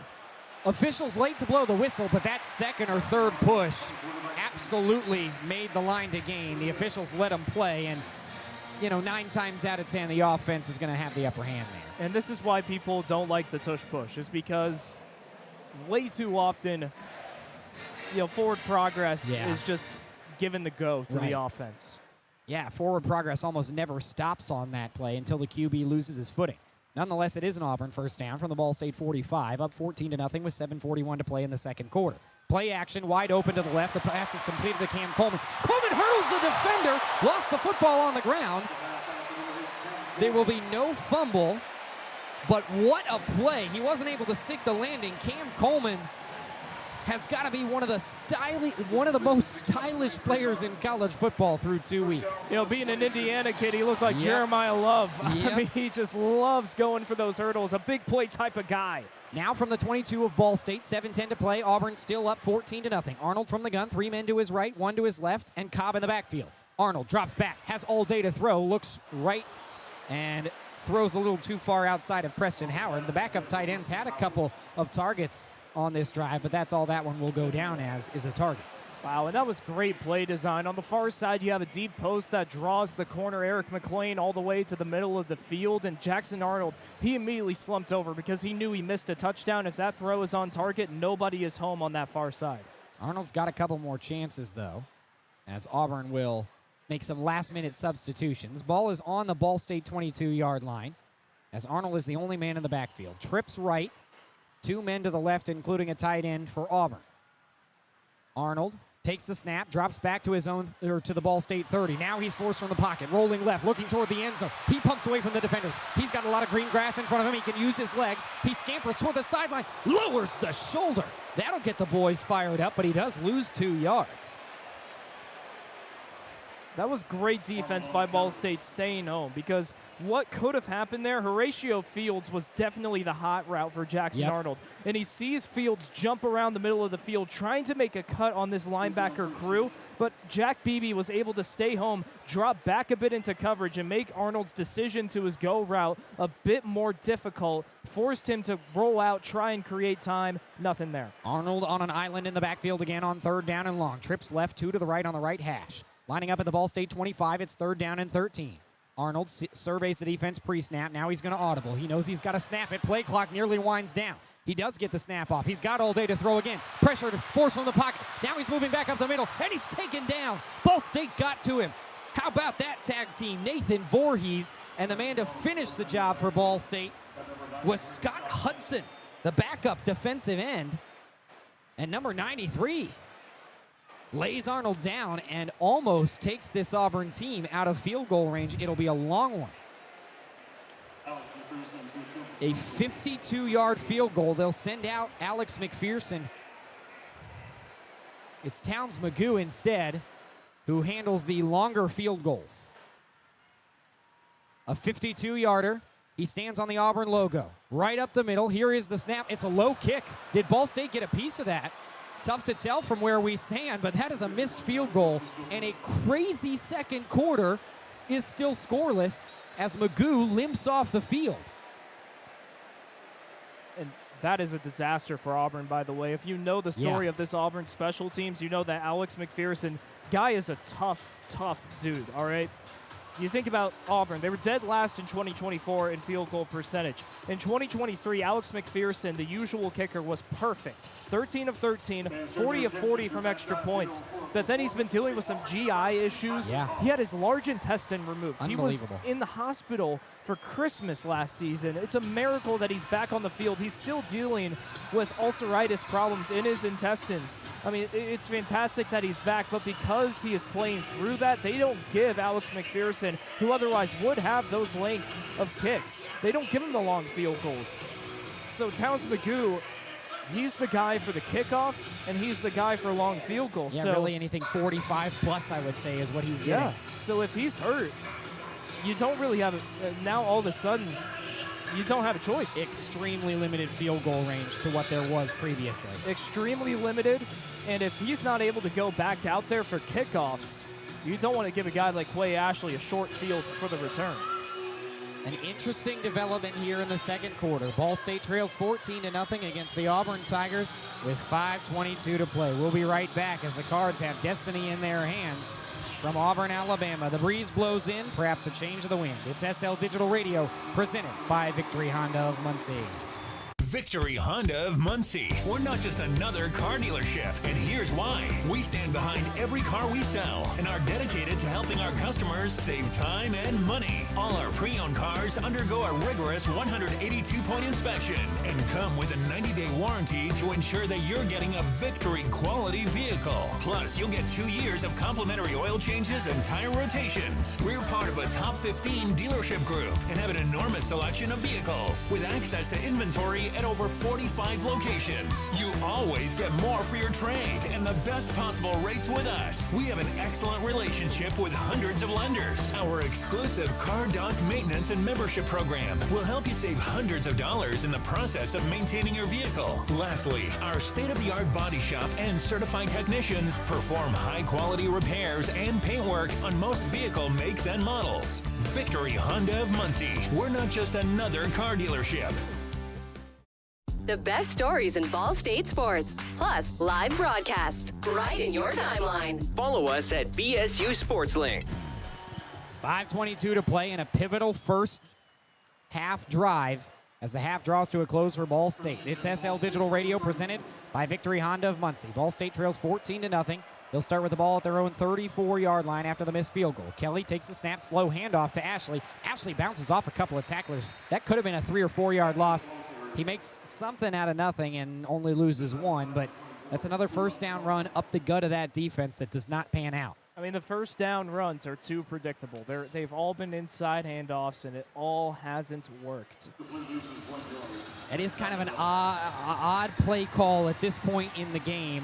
You get the big stop, hold Auburn scoreless again, but now you've got a second and long. Kelly has Ashley in the backfield with him once again.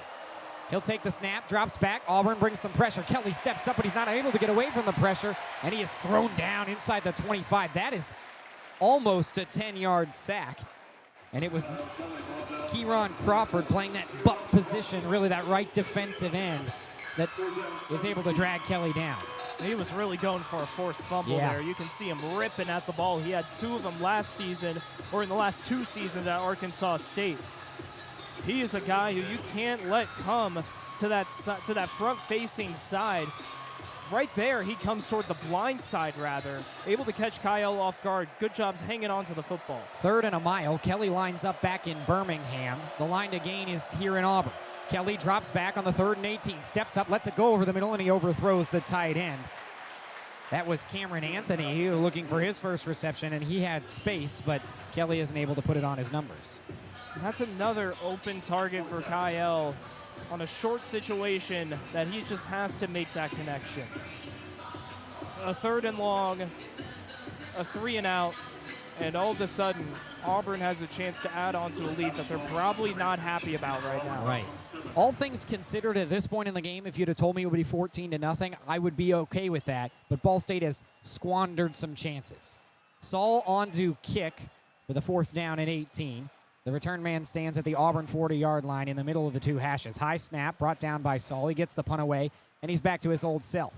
Fair caught by Simmons outside the hashes on the right side of the field at the 34. That could be Saul's best punt of the day. And with 3:51 to play here in the second quarter, Auburn takes back over on the offensive side. But that will be when we come back. Still 14-0. Tigers lead the Cardinals. It's SL Digital Radio, presented by Victory Honda of Muncie.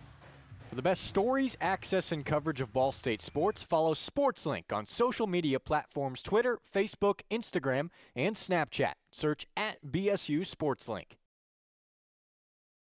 Victory Honda of Muncie. We're not just another car dealership, and here's why. We stand behind every car we sell and are dedicated to helping our customers save time and money. All our pre-owned cars undergo a rigorous 182-point inspection and come with a 90-day warranty to ensure that you're getting a Victory quality vehicle. Plus, you'll get 2 years of complimentary oil changes and tire rotations. We're part of a top 15 dealership group and have an enormous selection of vehicles with access to inventory at over 45 locations. You always get more for your trade and the best possible rates with us. We have an excellent relationship with hundreds of lenders. Our exclusive Car Doc maintenance and membership program will help you save hundreds of dollars in the process of maintaining your vehicle. Lastly, our state-of-the-art body shop and certified technicians perform high-quality repairs and paintwork on most vehicle makes and models. Victory Honda of Muncie. We're not just another car dealership. Well, together, we're all in it together.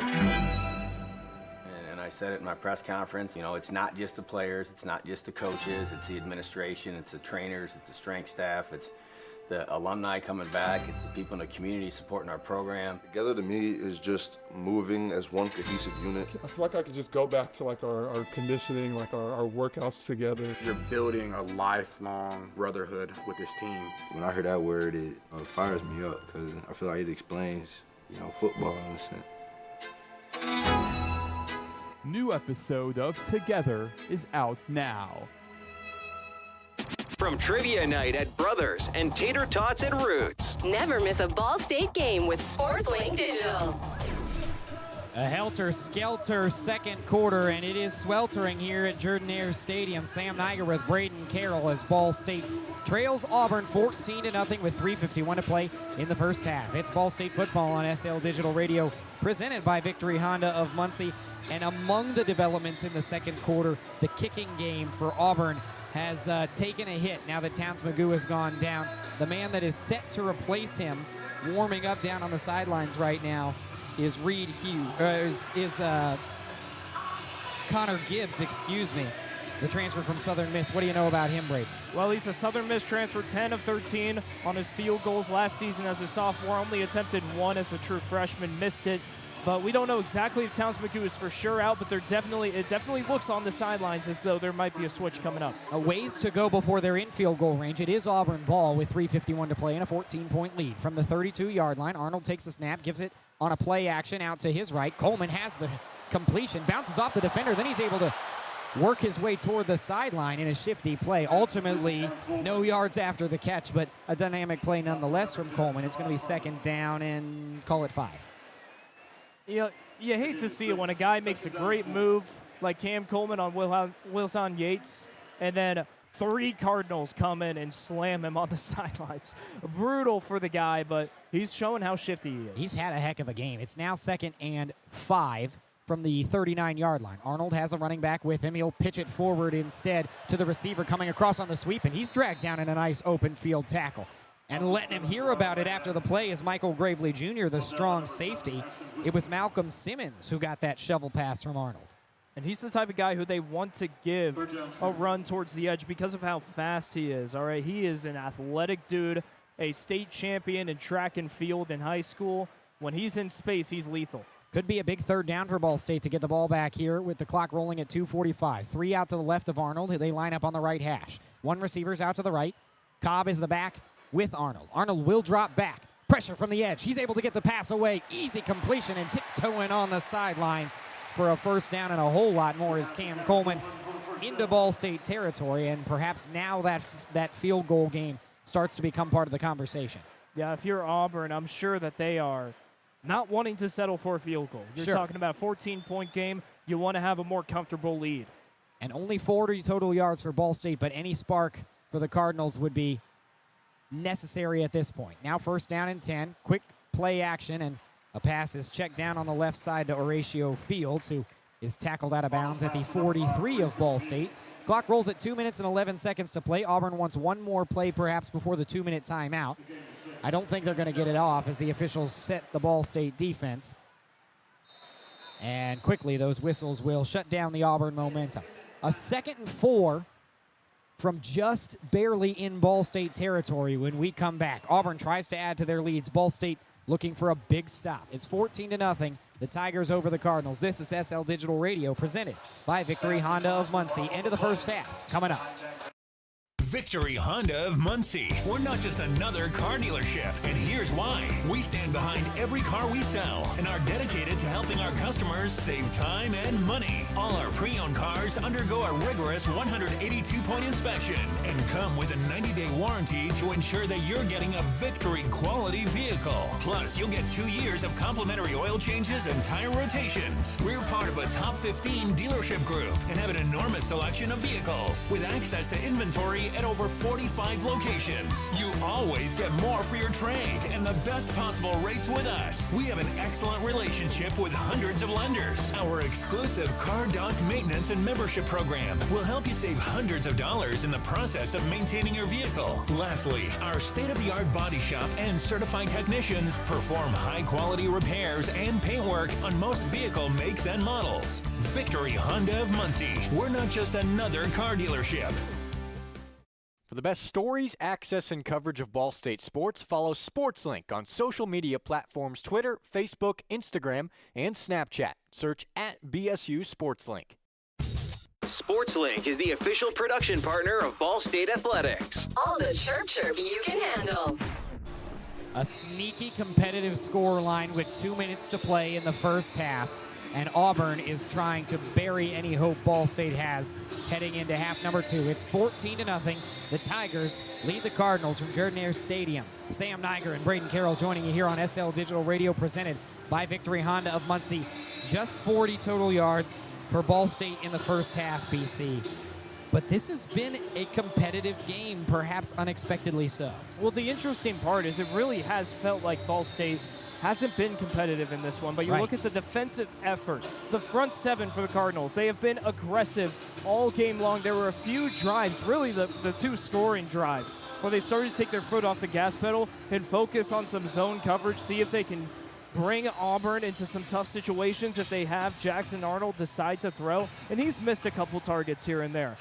But on those drives where Ball State wasn't pushing him, wasn't pressing Arnold, he was lethal. I mean, he was a ninja throwing that ball.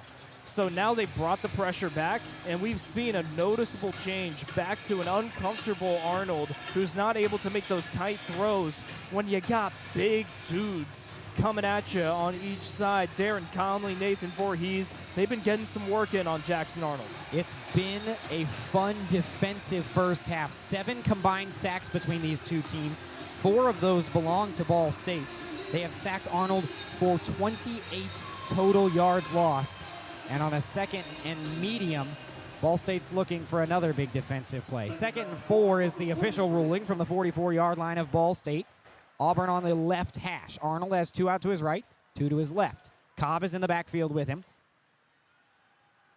Dropping back and taking the snap, now stepping up and using his legs. Arnold right up the middle, trying to avoid the defense. He makes a couple of guys miss inside the 30, tripped up from behind. Able to get the shoestring tackle was Joey Stemler, but that is a big play with the legs, much like we saw last week from Jackson Arnold. Well, that's why you got to put pressure on him. You look at this rush, it's a 4-man rush. Some great blocking by the Tigers. No huddle. Quick give to Cobb. He bounces right. He's got some space. Oh, great tackle in the open field. And letting him hear about it after the fact is Jamad Harmon. The free safety makes another great play on the edge. And that is the type of play that Ball State needed right there. Was something to stop Auburn in its tracks. A 2-yard gain that forces Arnold into a position where he might be throwing on here. 2nd and 8 from the 24. Arnold working quickly. Drops back. Throws right. It's a low throw, but it is caught. It's going to be about a yard short, just outside the numbers at the 16-yard line. 3rd down and 1. Clock rolls at 1 minute, 10 seconds to play. Just 70 seconds left in the first half. A 14-0 game. Auburn leads Ball State, trying to add to the lead. 3rd down and 1. 2 out to the left, 1 out to the right of Arnold. He takes the snap. He'll give it to Cobb. Cobb up the middle, picks up the first down, just short of that 10-yard line. So it will be a 1st down and 10. As soon as that ball is spotted, the clock will roll. Well, I should say as soon as the sticks are in position, that clock will roll. Now 50 seconds left to play. Ball State trying to avoid going down 21-0 at the end of the first half. Jordan-Hare kind of sitting on their hands right now, waiting for a big play. Arnold stands at his own 16. Play action, looks left, wide open, touchdown! Auburn gets the place fired back up. Horatio Fields untouched into the end zone. That was just a mistake in coverage by the Cardinals. everybody playing a goal line look, much tighter into the box, and that included the secondary, and that allowed for Fields to get open along the near side, right near the sideline. Jackson Arnold didn't really have to do that much with that throw. If he threw it within 2 yards of Fields, he was making that play. And at least for the moment, Alex McPherson will do the kicking duties on this extra point, as is to be expected. Good snap, good hold, good kick. 21-0 Auburn with just 37 seconds left in this first half. And now Ball State does not have a lot of time to work with, and they trail by 3 scores. This is the exact spot you didn't want to be in Right. if you're Ball State, because Auburn gets the ball to start off this second half. So now you're in a tight situation. I don't know what you do. I mean, this is a situation where maybe you go for a big play, but Kyle has struggled with his accuracy. Are you willing to risk a big play with the upside being maybe we can get closer to the 50 and the downside being an interception? Well, what is interesting about this is that the third-string kicker, Connor Gibbs, will do the kickoff duties, and you've got a dangerous returner in Quay Ashley. You might not even have to send the offense out there in a perfect scenario, but that could deflate the balloon that is Jordan-Hare at the moment. It's time to prove you've got the leg, young man. The junior from New Orleans, Louisiana, transfer from Southern Miss. The chance to play SEC ball. Didn't know he'd even see the field this year. Here he is in the second game, the home opener, and a big kickoff. 37 seconds left in the first half, and it is a good kickoff. Good enough that Ashley will let it soar into the back of the end zone, and those that are paying close enough attention to special teams to know how big that was can have a sigh of relief here for Auburn. Yeah, I'm sure that the special teams coaches really calmed down now. I mean, that was probably a very, very tense 10 minutes after he saw Towns McGoo go down with an injury. So now you feel much more comfortable if you're Auburn. And for Ball State, you have 2 choices. Let it go to the second half or go for a big play. How gutsy does Coach U want to get? 37 seconds left. Second quarter. Kyle Kelly stands in the shotgun. Ball spotted at the 25-yard line on the left hash. Ashley is the running back. He will get the carry as he moves right, and he will lose. Well, it looked like he was going to lose a yard or 2, but the young man keeps the legs churning, picks up a yard over on the right hash, and it'll be 2nd down and 9. That might be the last play of the first half, and Ball State is already heading toward. No, a timeout is taken by Auburn, and they're saying, no, you don't just get to go into the locker room licking your wounds. We're going to make you have at least 3 or 4 plays. 30-second timeout taken by Auburn. And this is an interesting strategy here, BC. Why would the Tigers do this defensively? Are they just trying to rub salt in the wound of a scoreless Ball State offense? Well, you do it because you have confidence in your defense to get a 3 and out. That's why you do it. At the same time, I don't really care who it's against. You don't give the other team a reason to be angry at you. This is a lot of this is a lot of doubt you're putting. You think you can't do it at all. I mean, come on now. 2nd and 9. Kelly takes the snap, gives it to Ashley again, and same play, same result. 1 yard. Will Auburn call another timeout? It appears as if, and only 2 seconds come off the clock. Only 10 seconds have come off the clock since the kickoff. 28 seconds are up on the clock at the moment. Now a 3rd down and long. Hugh Freeze playing chess, not checkers here late in the first half. And it really is chess, because now you put Ball State in an interesting predicament. You're angry, all right? Basically what Hugh Freeze has told you without saying it is that he thinks you're not worthy of 1 first down to end the first half. So if you're Ball State, you have 2 choices, all right? You throw the ball here, risk an incompletion and giving Auburn the ball with a timeout still, or you run the ball again, probably don't get the first down, and give Auburn 24, 23 seconds. College football is beautifully crazy And it's been a fun end to this first half. 3rd down and 8. Right hash. Kelly in the gun. 28 seconds to play. 1 timeout left for Auburn. Kelly does drop back to pass, and the pressure comes immediately up the middle. 4th sack of the day for the Tigers. It was Xavier Atkins, and the 3rd and final timeout spent by the Tigers with 24 seconds to play. This is just gutsy, down and dirty football. Well, that's the right choice by Coach U, all right? Yeah, I personally no doubt. believe you got to throw the ball if they're going to give you time to do so. With that being said, that's maybe, other than a turnover, the worst result that could have happened.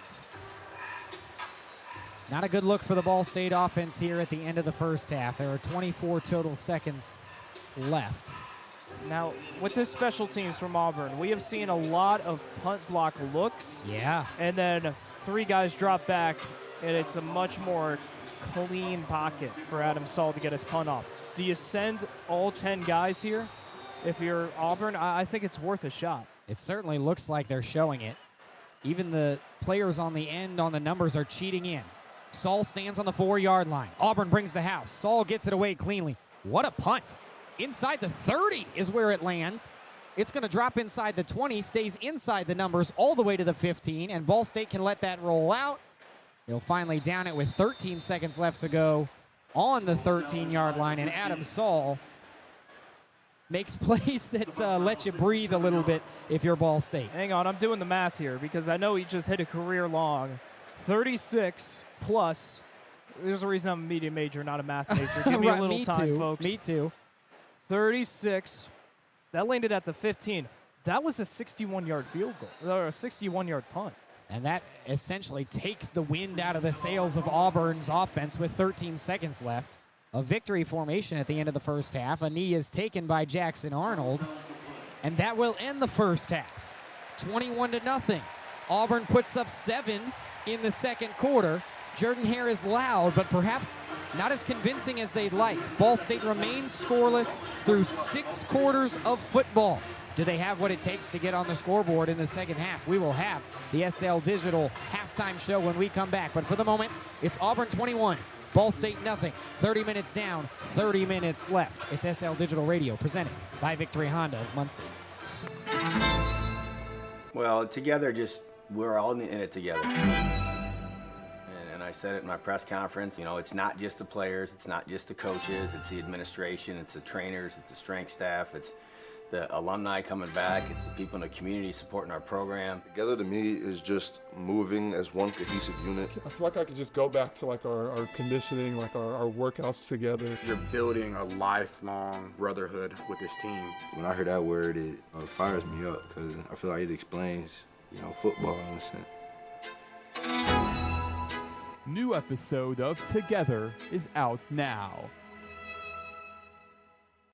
Victory Honda of Muncie. We're not just another car dealership, and here's why. We stand behind every car we sell and are dedicated to helping our customers save time and money. All our pre-owned cars undergo a rigorous 182-point inspection and come with a 90-day warranty to ensure that you're getting a Victory quality vehicle. Plus, you'll get 2 years of complimentary oil changes and tire rotations. We're part of a top 15 dealership group and have an enormous selection of vehicles with access to inventory at over 45 locations. You always get more for your trade and the best possible rates with us. We have an excellent relationship with hundreds of lenders. Our exclusive Car Doc maintenance and membership program will help you save hundreds of dollars in the process of maintaining your vehicle. Lastly, our state-of-the-art body shop and certified technicians perform high-quality repairs and paint work on most vehicle makes and models. Victory Honda of Muncie. We're not just another car dealership.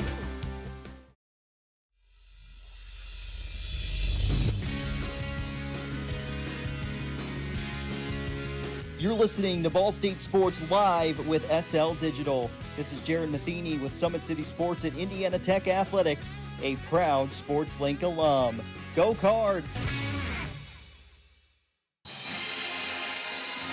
Ball State trails Auburn 21-0 at halftime here at Jordan-Hare Stadium in Auburn, Alabama. It's SL Digital Radio presented by Victory Honda of Muncie. Sam Neiger joined by Brayden Carroll. It was a first half that on the scoreboard was dominated by Auburn, but perhaps they wish they had even more on the scoreboard at the moment. The defense was stellar against Ball State, but that offense had a couple of shaky drives. Where do we go from here? What's your first, your overall first half thoughts there, BC? To be honest with you, I think first downs killed this Ball State offense. Yeah. And I'm going to say it was the play calling. Inside run, inside run, inside run, on and on and on and on. Yeah. And Auburn, all that they could do was know exactly what was coming. I don't know if it's a bigger plan to run a play action on a first down, but it's not like Kyle Kelly has proven he can throw the ball for big plays. So you're left to wonder what exactly the game plan is for this Ball State team when every single drive seems to be ended by the time it's second down. Now, you would hope that some adjustments are going to be made in the locker room, because what's going on right now is 6 quarters without a single point scored by a Ball State team we know has talent. We know that these guys are capable of scoring, and it seems to be a simple choice of changing up the game plan and the philosophy on first down, on second down, to try and give Kyle Kelly better opportunities on third down or on second down if you can get a solid first down gain to get this offense moving. Because right now, it feels like Kyle is just stuck. Kyle Kelly, 3 of 7 for 16 yards. That's a 43% completion percentage. Obviously no points to his name. He's got a QBR of 62.1 compared to a 15 for 18, 155-yard, 2-touchdown performance from Jackson Arnold. That is a 192.3 QBR. I will say this about the offense, BC. There was a great drive in the second quarter. Started in the first quarter, ended about 5 minutes into the second quarter. There was a series of 2 plays, a slant to Eric Weatherly that picked up 6 yards, and then a design QB keeper where Kelly bounced outside for 4. Why have we not seen Ball State go back to some of those short throws that set up plays like that? Simply, Kyle Kelly hasn't been put in a situation where it's third and short medium or third and short. He's kind of been stuck to sit in the pocket and try and read a field from 10, 15 yards away. And that's just not his game. He needs a short field, and I really don't know what to say. It's hard to come up with things to say when you're watching a team that hasn't scored all season long. And I know we're only a game and a half in. Yeah. But at some point, something's got to give in the philosophy of this team.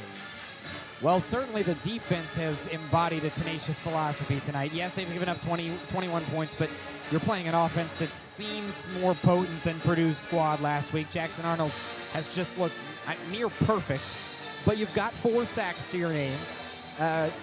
You've got 4 sacks to your name, 28 yards. That's the most sacks in a game since Kent State last year, the Kent State game last year.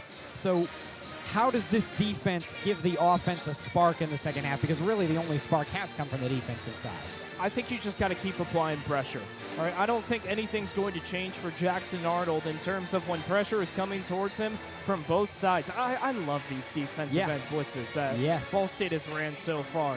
Jeff Knowles is doing a great job on his end calling the plays. I really, really like the situations he's putting Jackson Arnold in, because you have the defensive ends blitzing and then you have man coverage. And what that does to Jackson Arnold is when that pressure's there, he has to make split-second decisions where he's not reading zones right now. He's reading whether or not he can deliver this ball on a shoestring.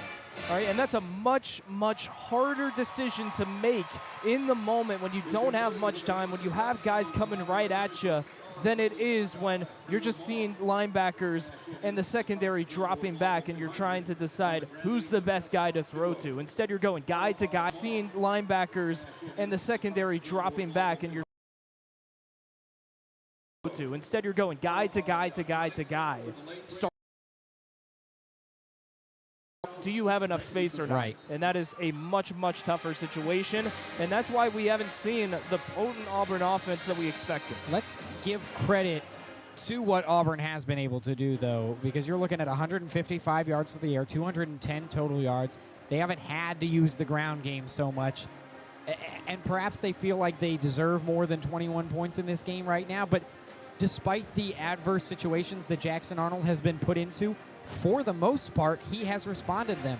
15 of 18 with 2 touchdowns. That's 155 yards through the air. That's a heck of a first half, a much sharper first half than he had a week ago against Baylor. So what does Auburn need to do offensively to kind of bury the hatchet and run away with this thing in the second half? I think one thing that they could do, because they're not going to stop Ball State's philosophy of blitzing Jackson Arnold. Right. They could decide to keep the tight end blocking instead of running routes, because we have seen 4 receivers and the tight end out on short routes for this Auburn team so far.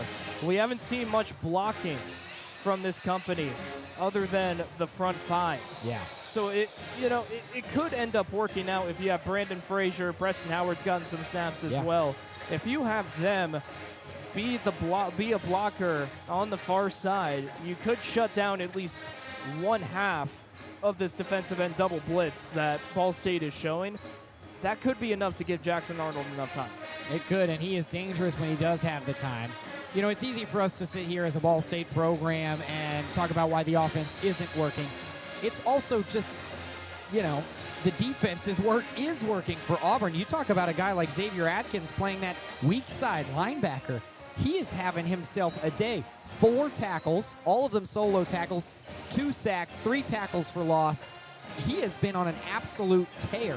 What has allowed him the space to pressure Ball State in the backfield? Well, a big part of it is just the difference in size between Ball State's front 5 and the front 7 for Auburn. It's straight up hard. Yeah, it's straight up difficult for Ball State. Chris Hood has done a good job. I also want to give credit to Tristan Cook. I thought for a guy who really hasn't played that much due to an injury last season, he's looked pretty sturdy on the opposite side of the field. But it's been a lot of rushes down the middle for Auburn that's gotten the job done. And that's why you have a guy like Xavier Atkins, who has mainly been coming from the middle with a designed linebacker blitz. He's been doing a great job. Now, as the will, he's on the strong side. Yeah. But, he is broken right through. And I'm impressed with this Auburn defense. I'm impressed with the Ball State defense. Yeah, it's been a fun defensive game. Despite the fact that it is 21-0, it has been really crisp football on the defensive side for both teams. A beautiful night in Auburn, Alabama. Clouds mist over a full moon in the southeast. The Auburn University Marching Band plays us through halftime. We're about 10 minutes away from kickoff in the second half. We're going to take a break here on SL Digital Radio, presented by Victory Honda of Muncie. Don't go anywhere. The rest of the SL Digital Ball State football halftime show is on after this. 21-0. Ball State trails Auburn here from Alabama.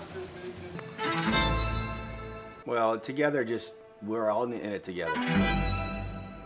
And I said it in my press conference, it's not just the players, it's not just the coaches, it's the administration, it's the trainers, it's the strength staff, it's the alumni coming back, it's the people in the community supporting our program. Together to me is just moving as one cohesive unit. I feel like I could just go back to our conditioning, our workouts together. You're building a lifelong brotherhood with this team. When I hear that word, it fires me up because I feel like it explains, football in a sense.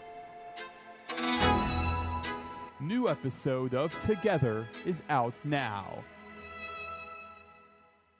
Victory Honda of Muncie. We're not just another car dealership, and here's why. We stand behind every car we sell and are dedicated to helping our customers save time and money. All our pre-owned cars undergo a rigorous 182-point inspection and come with a 90-day warranty to ensure that you're getting a Victory quality vehicle. Plus, you'll get 2 years of complimentary oil changes and tire rotations. We're part of a top 15 dealership group and have an enormous selection of vehicles with access to inventory at at over 45 locations. You always get more for your trade and the best possible rates with us. We have an excellent relationship with hundreds of lenders. Our exclusive Car Doc maintenance and membership program will help you save hundreds of dollars in the process of maintaining your vehicle. Lastly, our state-of-the-art body shop and certified technicians perform high-quality repairs and paintwork on most vehicle makes and models.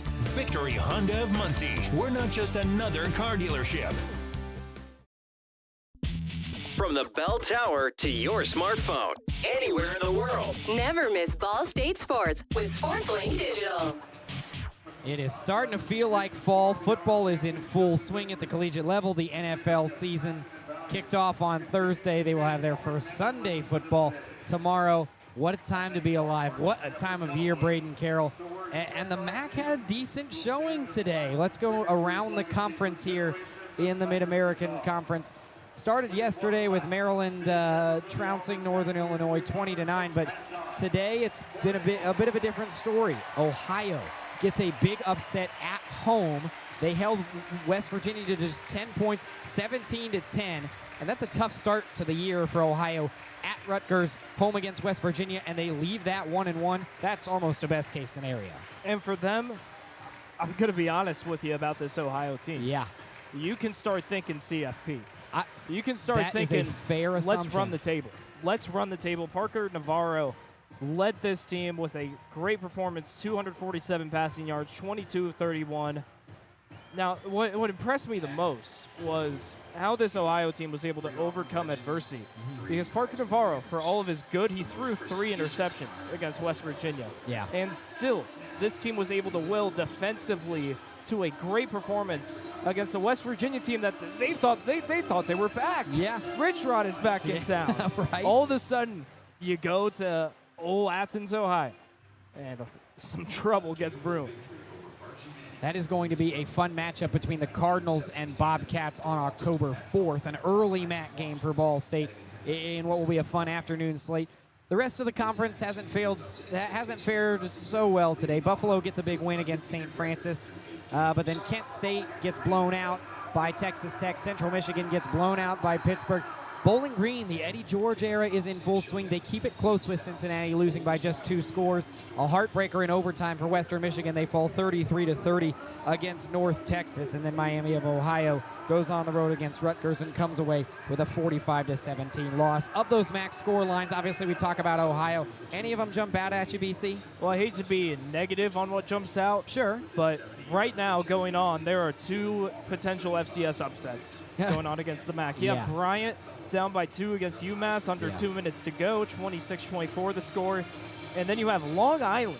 Long Island, not a football program, not a historic football program in the FCS. Right. 14-10 lead over Eastern Michigan in the 3rd quarter. That surprises me a bit.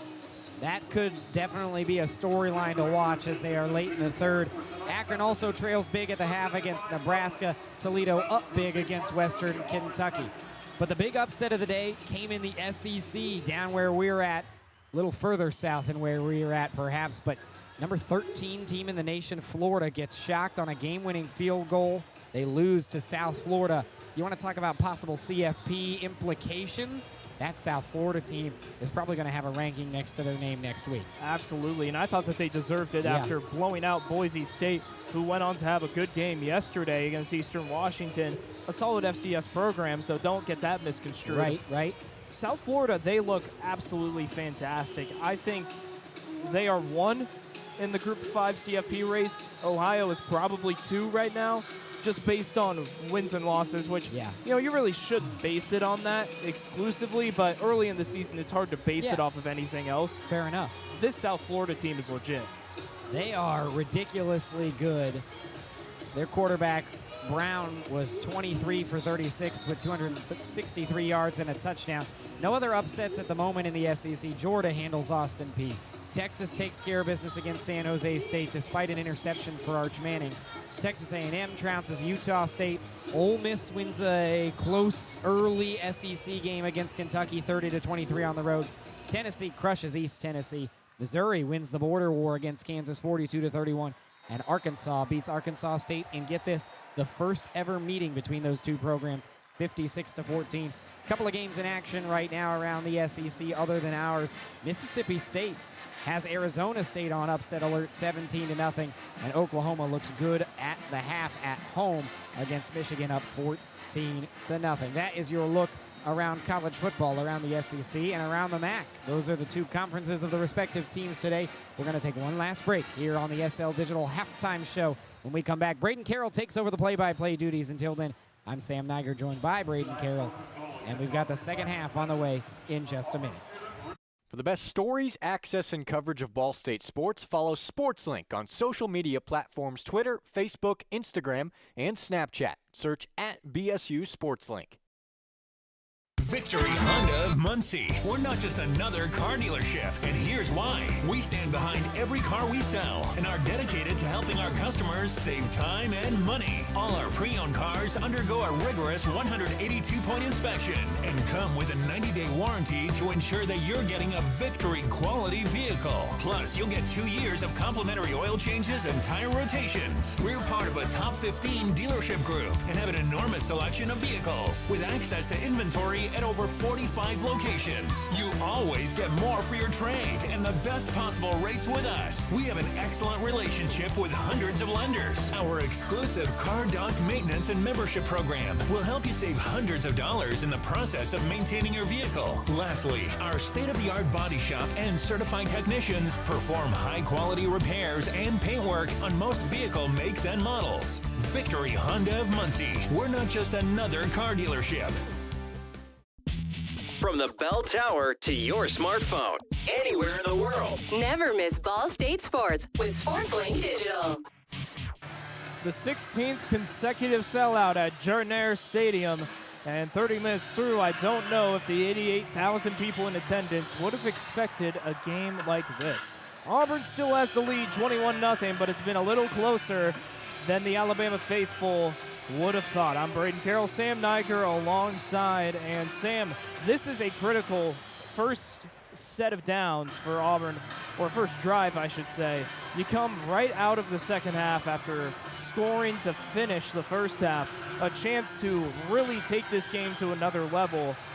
And it really wasn't all Tigers in the first half. It wasn't, but give them credit. Auburn played their cards well at the end of that first half. It was a scoreless second quarter for just a bit too long for the Auburn faithful, but they put the pieces together in the final few minutes of that first half. They called some timeouts and dared Ball State basically to pick up a first down. They weren't able to do so. Adam Saul had a great 62-yard punt, a career long, to kind of ease some of the pressure off of Ball State's shoulders, but now the defense is going to have to dial back in against a Jackson Arnold-led offense that, when clicking, could be one of the most potent in the SEC. And folks, if he has the opportunity to return it, you're about to see one of the most electric returners in the SEC, arguably the country. Rayshon Pleasant, back-to-back seasons with a kickoff return touchdown in the season opener. He had a 96-yard return last year as a Green Wave returner. He had a 98-yard kickoff return against Auburn in the third quarter last week. Let's see what he can do. Ball State to kick it off, left to right. Auburn will start off on offense, moving right to left with the student section to their backside. End over end kick, and Pleasant's going to take it out. Past the 10. Heading to the far side, to the 20-25, spins around and is tackled at about the 27-yard line.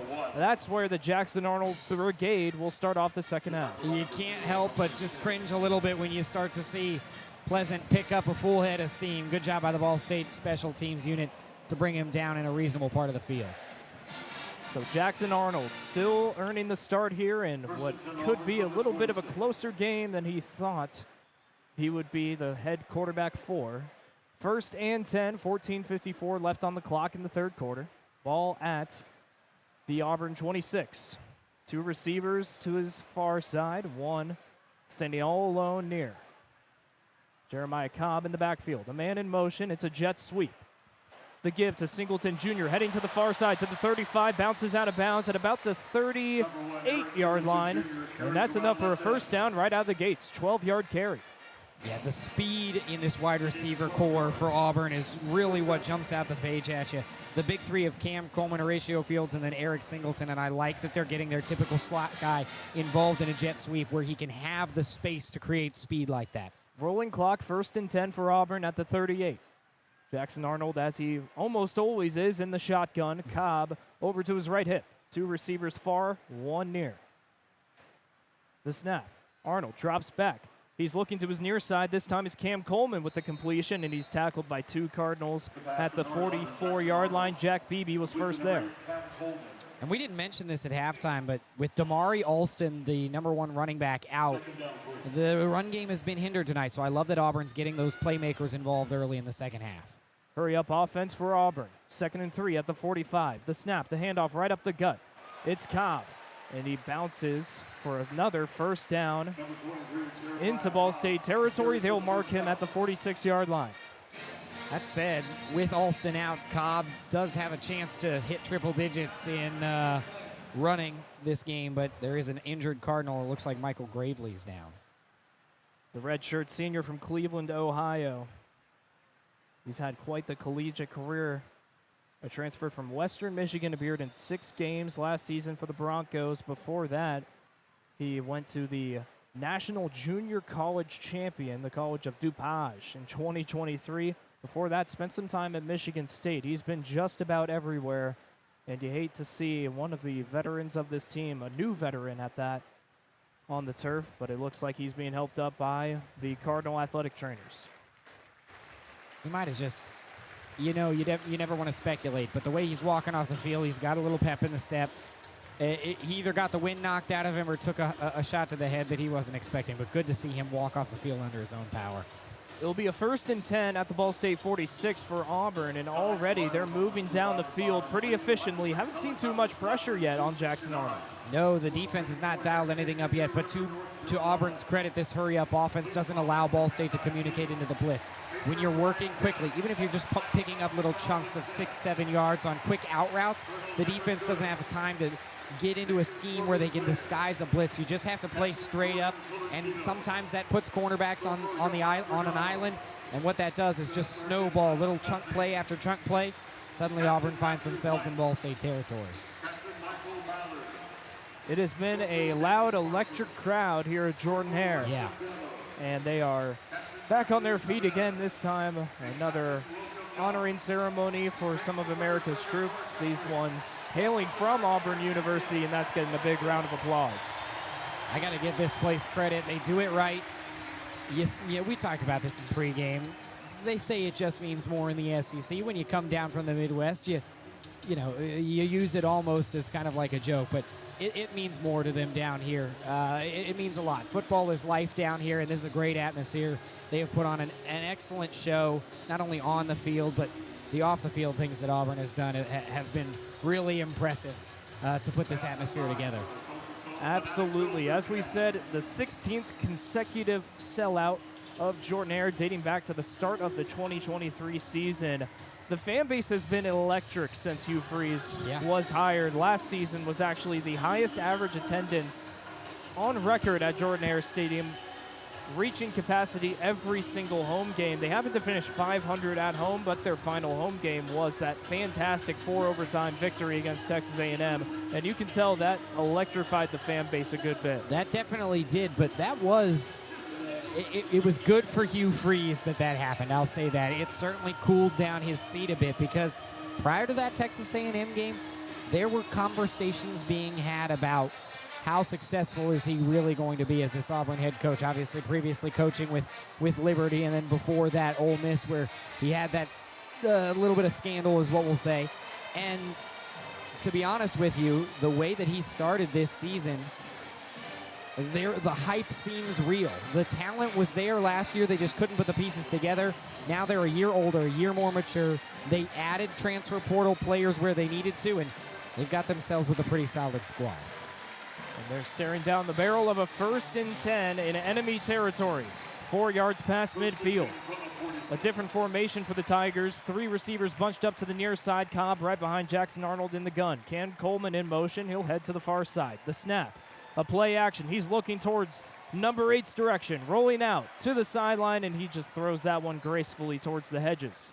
2nd and 10 coming up, an unsuccessful dial-up. And that was Ashton Whitner, the sniper, in man-to-man coverage against Cam Coleman, and he was up to the task that time. I wonder if that's an adjustment that Ball State decided to make at halftime. We trust the speed, we trust the athleticism of Whitner. Maybe he'll line up more in more one-to-one scenarios with some of these receivers. 13-18 on the clock, 2nd and 10, still at the Ball State 46. The snap. Fake handoff, read option. Jackson Arnold open in space and slides down along the right hash. Gets to the 40-yard line, so it will be a 3rd and medium, a 3rd and 4 to be exact. And that's a not-so-generous spot from the official. I thought Arnold probably had one more step before he began that slide, but Ball State will take it because you don't have like a tush-push situation like we saw in that first half. It forces Arnold to perhaps make a throw here. A speedy formation, no tight end out there for Auburn as Eric Singleton Jr. subs in. The snap on 3rd and 4, Arnold. Some time in the pocket, pressure, rolling out, steps up to the middle of the field, past the first down line, and he is down to the 32-yard line. Another Tiger first, but there's some laundry on the field. And that was a late flag thrown by the back judge into the backfield. This will be an interesting call. And it's going to be a holding on Dylan Wade, the senior from Houston, Texas. A 3-year starter for Auburn with a big mistake that could cost Auburn a first down unless Jackson Arnold can pull something out of his bag of tricks on a 3rd and 14. Yeah, he just kind of got around the collarbone of Darren Conley and spun him around, but now Ball State in a good spot to maybe dial up pressure. 4-receiver look at midfield, 3rd and 14. And it's just going to be a handoff over to the near side for nothing. Blown up by this Ball State defense. And that will be a 4th and 14, no gain on the play. Yeah, Justin Thomas, the first man there, the redshirt junior from Flossmoor, Illinois, and that was a smart look defensively from Ball State. They showed a lot of pressure. They had that front 7 stacked up against the line, and then they backed out of it when they saw that it was going to be a run. Still allowed Thomas to get around the edge and make that tackle, but confusing that Auburn offense once more. So we'll have a punt here. Eric Weatherly, the man back, as it's Hudson Pack with the punt, and it goes out of bounds. Not a very far kick. He was trying to coffin it towards the pylon, but it looked like it hit the outside of his foot. We'll see how long that ended up going, as they will spot the ball at the 31-yard line, a 19-yard punt. And a chance for Ball State to capitalize. A bit of a short field. There was absolutely an opportunity for Cock to pin Ball State back inside the 20, maybe inside the 10. He hasn't had to punt a lot today. And, you know, that's a spot in the field that a punter usually, you know, starts feeling pretty juiced to punt from, because that's where you get paid the big bucks, is pinning the other team deep. And that was not made the most of by Cock that time. 1st and 10 at the 30. 3 receivers over to the far side, tight end in motion. The snap, Kyle, play action, pressure coming toward his front side, rolls out of it, into some more, lost the football! Looks like he was able to get underneath it, as he might have the recovery here. Either way, it's a sack and a big loss for Ball State. And that's another one of those circumstances for Kelly where he tries to extend the play with his legs, and it almost turns into disaster. He was able to use that athleticism to get away from the first man in the backfield, but by that time, the pocket has completely collapsed. You're looking at a 6 to 8 second play. By that time, your offensive line is going to wear down, and so Kelly, rather than looking downfield, decided to huddle up tight and nearly lost the football. Not a good look. 11 minutes in the 3rd quarter, and it's a 2nd and 16 at the 24. A simple handoff to Clay Ashley, and he is stuffed in the backfield.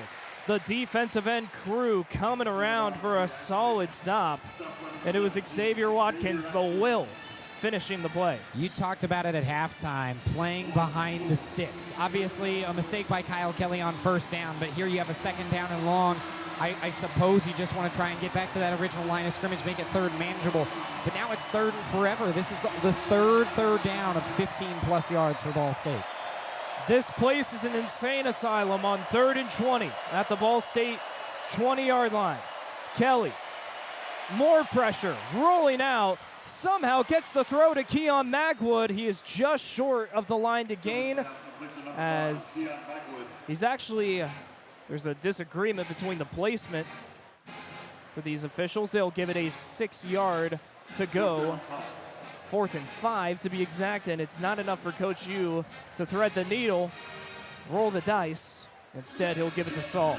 And what hurts about that is that's one of the most dynamic plays we've seen Kelly make. We saw a similar play on a 4th down and 16 late in the first half against Purdue. He rolled right, he had a man, and the throw was just short. That was an on-the-money throw, but you set yourself up in such bad position that it doesn't matter, and it's a 4th down punt. 4th and 5 at the 35-yard line. Saul to punt. Oh, jeez. And there's a flag. The play clock ran down. And that's a mistake you don't often see on special teams with the punting group out there. It looked like there was some disagreement amongst the gunners of where they should be. It's not so uncommon to have the gunners make a little pre-snap movement, but there was just total miscommunication that time about where everybody needed to be. Kane Lee is the man back for Auburn, standing at the 32-yard line awaiting Saul. He had a 62-yard punt on his last attempt.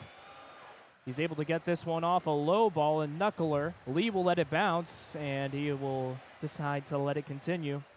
Ball State. That's that puppy roll to the 20-yard line.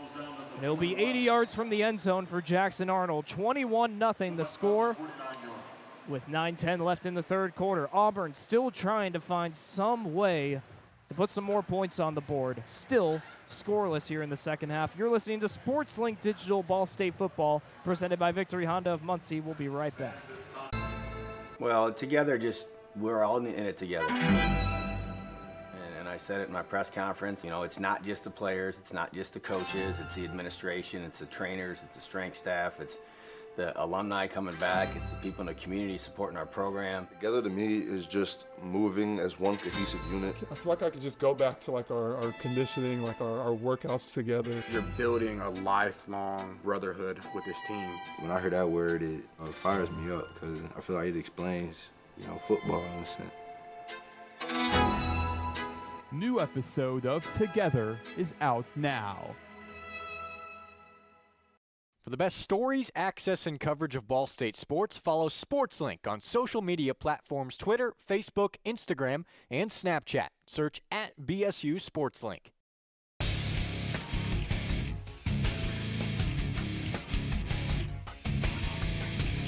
You're listening to Ball State Sports Live with SL Digital. This is Nick Yeoman from NASCAR's Performance Racing Network and IndyCar Radio, and a proud SportsLink alum from 2010.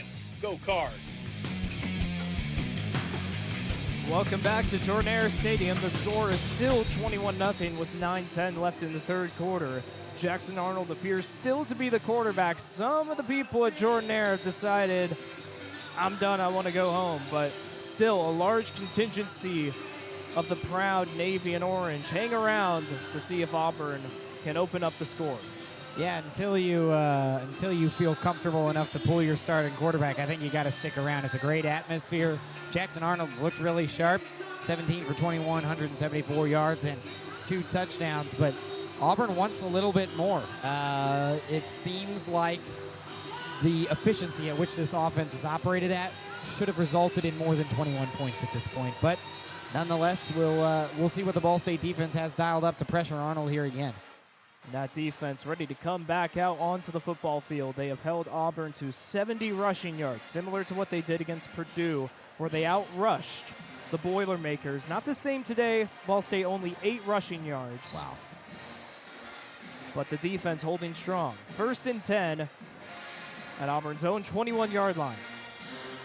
You got to give this defense credit. I mean, when your offense isn't scoring points through now over 6 quarters, they are going out there and they are still flying around and they are hitting some guys. I mean, they've limited a really good offense to just 21 points. They should be proud of the performance they've put on. Heavy package with a man in motion. Arnold snap, handoff Cobb. Right up the gut for about 3 yards. He was stuffed.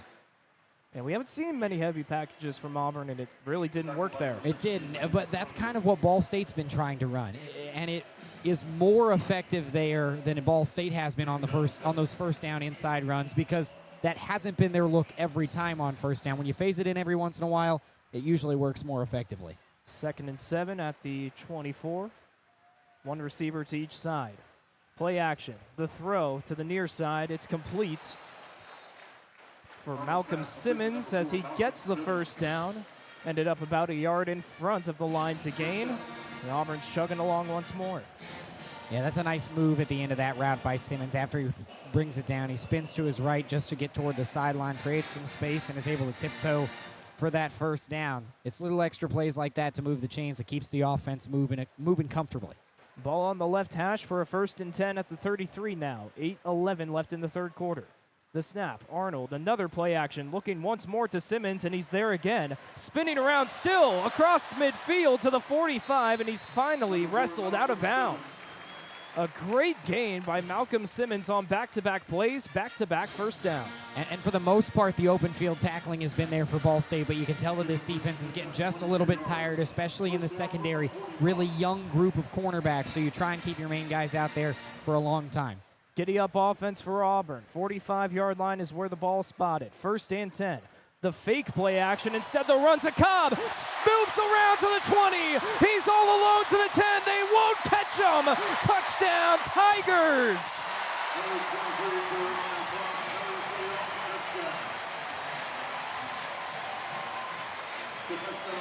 No one was home up the middle.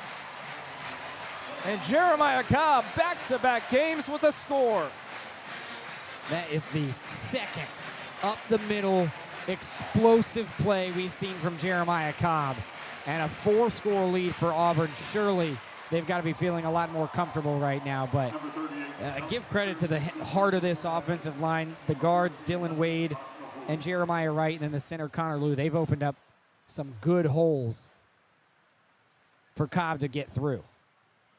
27-0 the score, with maybe the most popular kicker in America lining up for the extra point. They love him around here because of his willpower. Alex McPherson. And the snap is low. A whistle as the play is called dead. And it's actually an offsides. A lucky break for the long snapper, Reed Hughes. Wow. He rolled that snap over to the holder. How about the heads-up awareness from Hudson Cock to pick up that ball off the ground, and he immediately drops back like he's getting ready to throw, like he's a quarterback. That takes a heads-up kind of awareness, but nonetheless, it'll just go down as a dead play. So a false start on Auburn. We'll try it again. This time from the 8-yard line. 21 yards out. Shouldn't be a problem for one of the best kickers in America. This time it's a good snap, a good hold, and it is money. 28-0. Auburn starting to add on to that score. Their first of the second half. They're looking to do some more damage. Ball State's offense. They haven't done much so far. Arguably anemic with 39 yards in this game. Sam, what needs to happen for the Cards to get on the board? Well, I like the way they started their last drive, not with a run. I mean, they immediately went to the air, even if it's not successful. I think you have to mix up that first down look. Do everything you can to gain 3+ yards on first down. I don't care how far, I don't care how ineffective that first down play is. As long as you're not starting behind the sticks on second down, you set yourself up in a good spot, because then you can have those short little checkdowns, those slant routes across the middle. Get guys like Eric Weatherly involved. Keon Magwood has had a couple of good looks where he's been open downfield. You just have to set yourself up in second and medium so that Kyle Kelly can make quick throws and keep the offense churning. Eventually, sometime, this offense needs to give the Cardinal team and the Cardinal fan base a little confidence. Yeah. Maybe this is the drive to do it. 7:32 left in the third quarter. Auburn leads 28-0. We'll be right back on SL Digital Ball State football right after this break. Victory Honda of Muncie. We're not just another car dealership, and here's why. We stand behind every car we sell and are dedicated to helping our customers save time and money. All our pre-owned cars undergo a rigorous 182-point inspection and come with a 90-day warranty to ensure that you're getting a Victory quality vehicle. Plus, you'll get 2 years of complimentary oil changes and tire rotations. We're part of a top 15 dealership group and have an enormous selection of vehicles with access to inventory at over 45 locations. You always get more for your trade and the best possible rates with us. We have an excellent relationship with hundreds of lenders. Our exclusive Car Doc maintenance and membership program will help you save hundreds of dollars in the process of maintaining your vehicle. Lastly, our state-of-the-art body shop and certified technicians perform high-quality repairs and paintwork on most vehicle makes and models. Victory Honda of Muncie. We're not just another car dealership. From the bell tower to your smartphone, anywhere in the world. Never miss Ball State Sports with SportsLink Digital. Clay Ashley ready to return once more for the Cardinals as Ball State's offense itching to get back on the field and try to put some points on the board. 28-0 the score in favor of the Auburn Tigers with 7:32 left to go in the third. I'm Brayden Carroll, Sam Neiger alongside. Sam, we've talked about it a lot. We are now at the 6.5 quarter mark where Ball State has not scored a touchdown. You got to think, I mean, today's the day. You got to hope. You would certainly hope so. A touchdown is obviously the goal. I'll take any points at this point. A safety would be excellent, and just anything so that there's not a goose egg up on that scoreboard anymore. You know, you've got a decent kicking core. Carson Holmer's back. So with 2 missed field goals last week, you're just hoping for any points at this point. Connor Gibbs, the third-string kicker, he had a touchback in his first kickoff of the season, and he'll have another one on the second. So Ball State will start at the 25-yard line. And that could have been a scary development in this game with the third-string kicker Connor Gibbs out there, but part of the reason that kick was not quite as deep as the first one we saw from him. But what has jumped off the page at me is how high he's putting these kickoffs, so it gives that special teams unit for Auburn a chance to get down the field, and Clay Ashley feels like he has no space, so he just lets it go into the end zone. 1st and 10 at the 25 for Ball State. Kyle Kelly, shotgun formation. 2 receivers to his left, 1 to his right. Clay Ashley off of his left hip. The fake jet sweep, play action, the soft throw to Eric Weatherly, and he barely is able to cut up to the line of scrimmage. A 2nd and 10, a combo tackle between 2 Tigers. And honestly, BC, that would have been a more effective play if they actually had ran the jet sweep, because Weatherly had a little more time. Nobody had really caught up to him in coverage yet. Yes, it's not a negative play, but you got a 2nd down and 10. There's not much, there's not a whole lot you can do with this with the way Kyle Kelly's thrown the football as of late. It was Bryce Diaz and Eric Winters with the tackle. The 2nd and 10 call, a handoff to Clay Ashley, and he gains maybe half a yard. It'll be 3rd and 9, a 3rd and long once more for Ball State. And now you figure maybe you have to throw it here. Playbook is limited, but we've seen Kelly make some of his best throws on 3rd down. But at this point, you just got to move the sticks. You don't have a second half 1st down yet. And you just got to continue to take this one play at a time. If you're Ball State, keep the chains moving. A new formation look for the Cardinals. No running back. And a false start appears to be the laundry that was almost immediately dished out once Ball State left the huddle.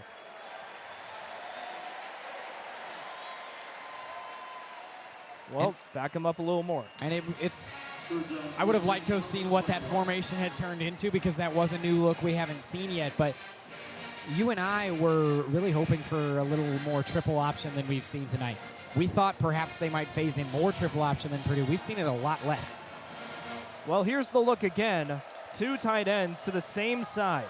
The snap, Kyle immediately pressured, rolling to the near side and just throws it out of bounds. Probably his best decision. No receiver was even to that side of the field. So 4th and 14, another Adam Saul punt coming up. Well, the two tight end look, you bring in an extra blocker, you trust your wideouts to get downfield, and they did get downfield to their credit, but that falls on the blocking tight end there. You're in there to give Kyle Kelly extra time, and it fell apart. Credit to the Auburn defense for pressuring him as well. So Adam Saul ready to punt once more deep in his own territory. Is Eric Singleton back? Correction, it's Kayan Lee who lets it bounce, and you don't let one bounce on Adam Saul because it's going to go far, and that one is all the way past the Auburn 20. I don't want to sound like I'm just making this, just up to try and find some kind of a positive at this point in the game, but Adam Saul looks like an all-MAC punter. I mean, that's another 60-yarder. That is, and he had a bad one today early in this game, but he's had some opportunities to recover since then, and he's had a lot of punts to his name, but 2 punts well above his average into the 60s. If he does that with consistency, he might go down as one of the better punters in the country. And mind you, he started off the game rough with a 29-yard and a 30-yard punt. He has doubled those punts since. So a 1st and 10 at exactly the 20 for Auburn. Jackson Arnold still QB1. 2 receivers to the near side, 1 out far. The running back appears to still be Jeremiah Cobb. They'll give it to him, and it's a fake, a read option, snuffed out. No chance, as immediately it appeared to be Justin Thomas getting in there for a big tackle, about a 4-yard loss. And Thomas is a guy that's gotten a lot more burn tonight than I think we thought. He's made his presence felt. That's now 2 tackles for loss for him, and now Auburn's the one starting behind the sticks. Wasn't even in the 2 deep heading into this game. 2nd and 14 at their own 16. Arnold, the short check down pass is completed, and it is going to go past the original line of scrimmage for about 6 yards, as that was Ryan Gee, the 6'5 freshman tight end. We haven't seen a whole lot of freshmen. Okay, I guess Gee never had possession of it. Interesting. I guess that's what happens when you put a true freshman tight end in there. I get it. We're going to start seeing some new faces for Auburn as if this thing gets out of hand, but got to be able to make that catch. So 3rd and 14, still at the 16-yard line. 4:54 to go here in the 3rd quarter. It's a 5 wide receiver look for the Auburn Tigers. In the backfield is Preston Howard, a tight end. Correction, Jamonta Walker. And it's a delay of game with all of the movement. We've seen multiple delay of game penalties for both teams. It's still early in the season, but those are just little self-inflicted things where if you're Auburn and that happens in a couple of weeks against A&M, you're going to regret it. Exactly. I mean, and they're going to review the previous incompletion. It was confusing to me because it looked like the ball was jarred loose by the time that Ryan Gee was brought down. So it looked like a completion to me. I thought so as well. Is it that big of a difference? Could be. It could be, but then you're also going to have to waive off this delay of game penalty. I think you have to waive the delay of game off regardless because they were trying to decide whether or not they wanted to review it. So we'll just have to see what these officials come up with. I think it's probably going to go down as a completion. I think they'll probably change this ruling. And then the ball was loose after he was brought down. So maybe a 3rd down and 9 or 10 instead of a 14. Either way, on 3rd down, Auburn is 3 of 7 thus far compared to Ball State's 1 of 10 on conversions. I mean, he absolutely had possession of that ball. Yes. And a 50-50 goes, well, it's not even a 50-50 between him and Joey Stemler, who was the guy coming in. Right. They were wrestling for the ball. I'm interested in this because a 50-50 doesn't go to the cornerback. No. And it looks like he bobbled the ball, got it back into his hands after a big hit. What's interesting is that his knee never goes down. So really, it does eventually, but at that point, Stemler's kind of wrestling him to the ground.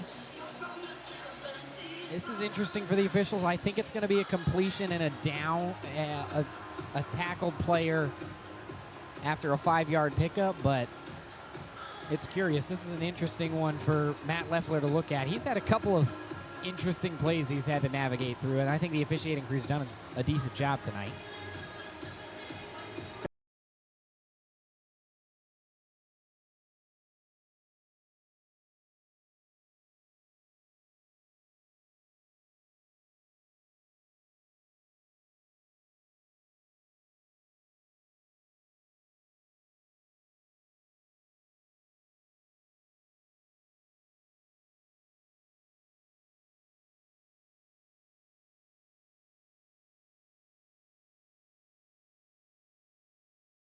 As the officials are still reviewing whether this is a catch or not. Boy, the rules analyst for the ESPNU crew has got to be... I don't know how you feel about this. It felt like a clear catch, and I don't know what the delay is, to be honest with you. A clear catch. The question is, do you give Stemler this, the strip fumble? I mean, I think the answer, like from my perspective, the answer to that is no, because you had the tight end Gee also on it with a 50-50.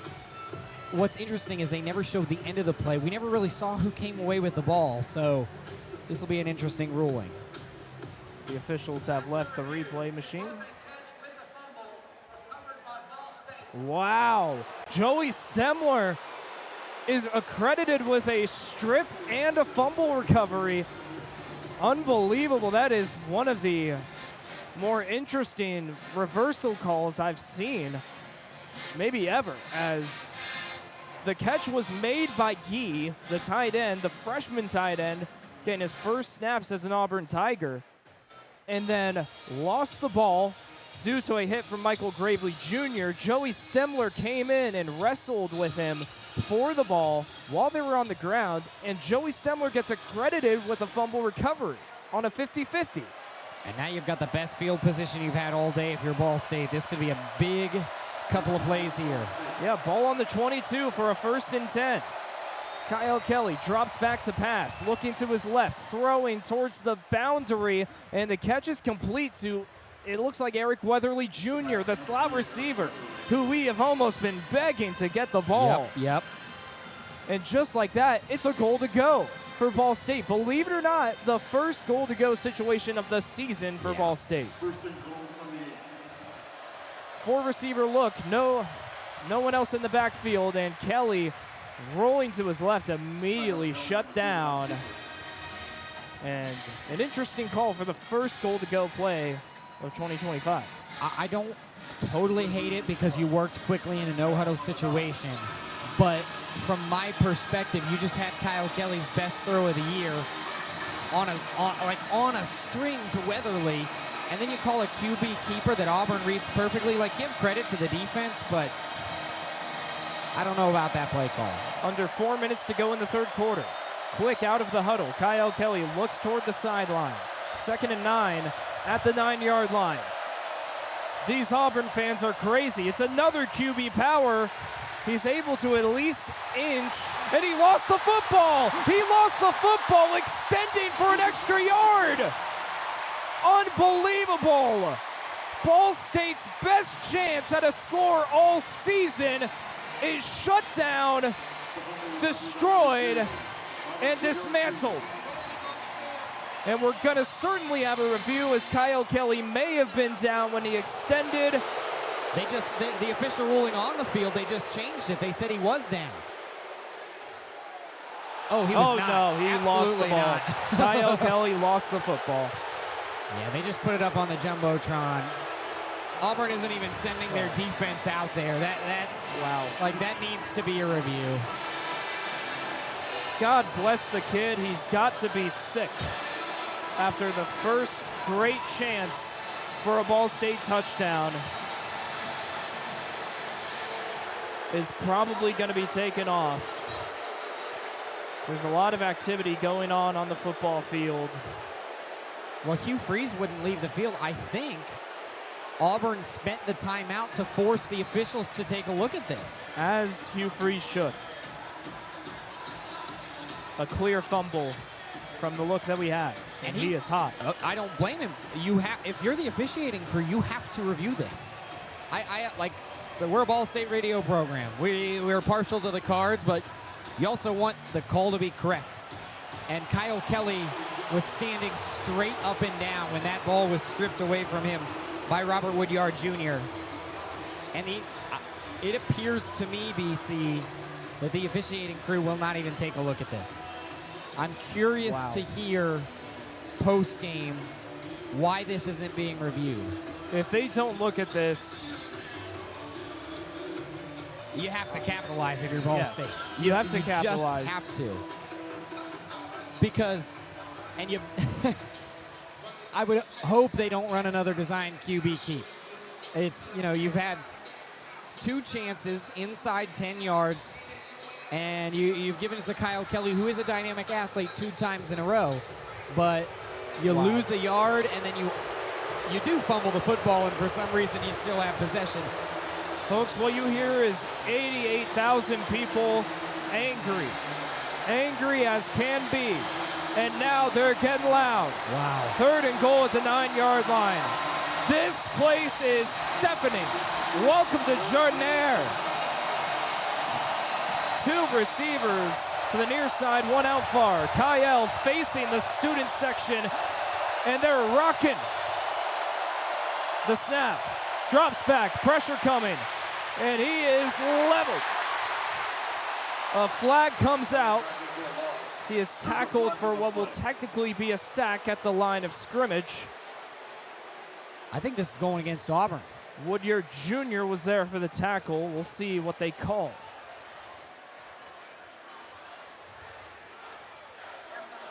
And it's a face mask. And if you thought it couldn't get louder, listen to the chorus from the Navy and Orange. And I understand that Auburn's upset. It's easy to make the narrative of this drive about Auburn and how they should have the football at this point. They should have stopped Ball State. But if you're the Cardinals, like this, it becomes a pride thing right now. You have 4 yards to the end zone and 4 plays to do it. Get it done. It's still loud as can be. Kyle Kelly, direct snap, and he is stopped again at the line of scrimmage. The ball did not come out. There were some players jumping around. It did come out. Who fell on top of that? It was the center. Cole Mosier fell on top of it. Hang on. Hold everything. And if you want a correction, that was Walter Taylor Jr. in for quarterback. His first snap of the year. Maybe the most chaotic drive in America this week. 2:44 left in the 3rd quarter. The stadium pulse is off the charts. 2nd and goal at the 5-yard line. The snap is bobbled. Walter Taylor Jr. It was Kelly back out there. It was Kyle Kelly. Thank you for correcting that. But what is happening, Sam? What is happening? You have a transfer running back from Kennesaw State who has done nothing but put his nose to the grindstone all game for your team. You've called inside run after inside run for Quay Ashley. You've now had 6 plays to give it to your running back, and we're just now seeing him out there. 3rd and 8 at the 8-yard line. Still a goal-to-go situation. Kyle Kelly, the quarterback, rolling out to the near side. The throw, and Quay Ashley is leveled. A big boy hit by Sylvester Smith, his 3rd of the game. And now you got to bring on the field goal team. I said it just a minute ago when they had that face mask penalty. You know, if you're Ball State, it becomes a pride thing. You've got 4 yards. Couldn't execute. Just walk away with the points here and hold your breath. Carson Holmer. What should be a no-problem field goal from 22 yards out at the left hash. He's facing the student section. He was 0 of 2 against Purdue. But this one should be makeable. And they're reviewing for intentional targeting on one of the best hits I've seen all season from Sylvester Smith, and I am just about disgusted. What has happened at the end of this third quarter? Let's take a look on the video board, but I'd be surprised if they showed a potential targeting on the replay board. They might not want the fans to see it, but to the naked eye, that was a textbook hit. A drill. Like that, that's how you teach kids to tackle. And mind you as well, Clay Ashley had turned his shoulders toward the end zone. Yep. He's not a defensive player. Not at all. Made a football play, and it's a quick look. It looked like this should be an immediate. Yes, no targeting. The right call. Yep. And I'm sure Auburn fans are relieved to know. A great hit by Sylvester Smith. Thank goodness. Yeah. I mean, the fact that even was reviewed, what does that say? What does that say about the state of college football? It's the best hit you'll see all day. If anything, it ices the kicker. Again, should be makeable. From 22 yards out on the left hash, it's Carson Holman. Minute 13 to go. This could be the first points of the season for Ball State, down 28-0. Good snap, good hold. The kick is on the way, and it is good. A loud boo from Jordan-Hare, but sighs of relief from Ball State. Finally, the Cardinals have scored points. I think some warranted boos from the Auburn faithful, but, from where we sit, Brayden, that scoreboard says something other than 0 for the first time all year, and that is a relief. I don't care that it doesn't say 7. I'm happy it says anything other than 0, and now you sent your unit out there that just had a big turnover. We'll see what they can do. We'll see what the defense for Ball State has dialed up. And Hugh Freeze is still having a discussion with the officials, specifically the line judge right now. He has been hot ever since that fumble that was stolen from his defense. I want to feel good about that 3 points, but the way in which it happened, there were a few things that are disputable that set Ball State up for that field goal. Nonetheless, I'll take the 3. So with 1:04 in the third quarter, Auburn leads 28-3 after a 22-yard field goal from Carson Holman. He is the kickoff specialist, kicking to the stellar star, Ray Sean Pleasant, and he has a chance to return this from the 4-yard line. Heading towards the far sideline, past the 25, and it's at least a successful return. Not much gain, but if you're Hugh Freeze, you'll take the extra 4 yards. 1st and 10 at the 28. Jackson Arnold still the quarterback out for Auburn. And it is still a 4-possession game. Even if you get 3 touchdowns with 3 2-point conversions, that gets you to 24. So 4-possession game, you have to wonder how long Arnold might stay in this one, but Ball State wants to see him for as long as they can defensively, you'd think. Ball lined up just inside of the right hash. The snap. The delay handoff to Cobb up the middle, and he was able to gain about 5 yards. Number 29, Omar Mapson, the second on the carry. Give him 4 exactly. Correction, it's actually not Cobb out there as the running back for Auburn. We talked about during the pregame how there would be some new running backs out in the fold. That one was Omar Mapson the second, the Auburn native freshman getting in there. So a 2nd and 6, another handoff to Mapson the second. He's able to cut through the middle, pushing players down across the 45 for a first down. And if that's the last play of the third quarter, I think that Auburn fans will be satisfied, at least with how the quarter ended. I think they're going to try and get another playoff here, BC. 13 seconds left. They sure will. 1st and 10 at the 44-yard line. 8 seconds on the clock. It's another delay handoff to Mapson the second. He's able to get to midfield now, maybe just short at the 49-yard line. That will be the last play of the third quarter. Well, we've seen a lot of college football. Haven't seen a drive like we just did, but it resulted in the first points of the season for Ball State, and it is 28-3. The light show is about to happen. Folks, we're going to take a break. We wish we could show this to you on video, but I actually have to get a video for my mom and dad, and I think you do too, Sam. You're listening to Ball State Football on SportsLink Digital Radio. We'll be right back after this break.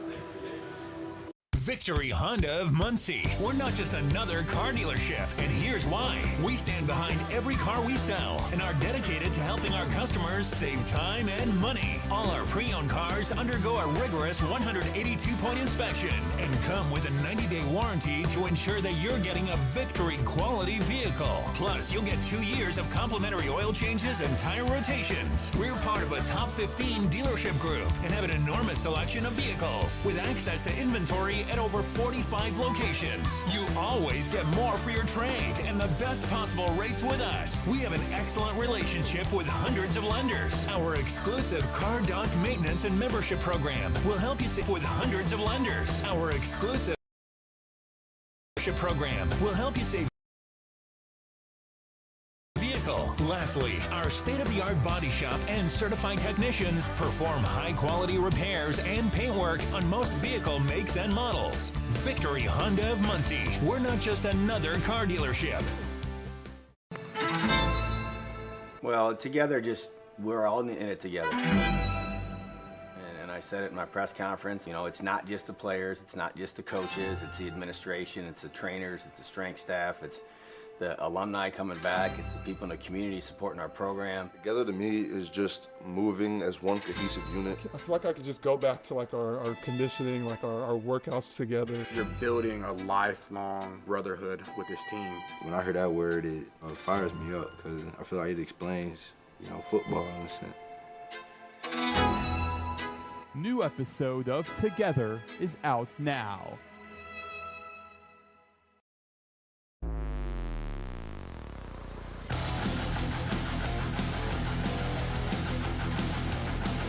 Hey Cardinal fans, this is Connor Onion, play-by-play broadcaster with Fox Sports, and I'm a proud SportsLink alum. You're listening to Ball State Sports Live with SL Digital. Chirp, chirp. The student section is swaying. There is one more stanza to go in the great poem of Auburn Ball State. 28-3 the score. The home Tigers have the lead. I'm Brayden Carroll, Sam Neiger alongside. This has been a show. And we are seeing a show right now with Jordan-Hare. The lights are off, and the fans are going absolutely berserk. So are the players on the field for Auburn. I can feel the bass through my entire body.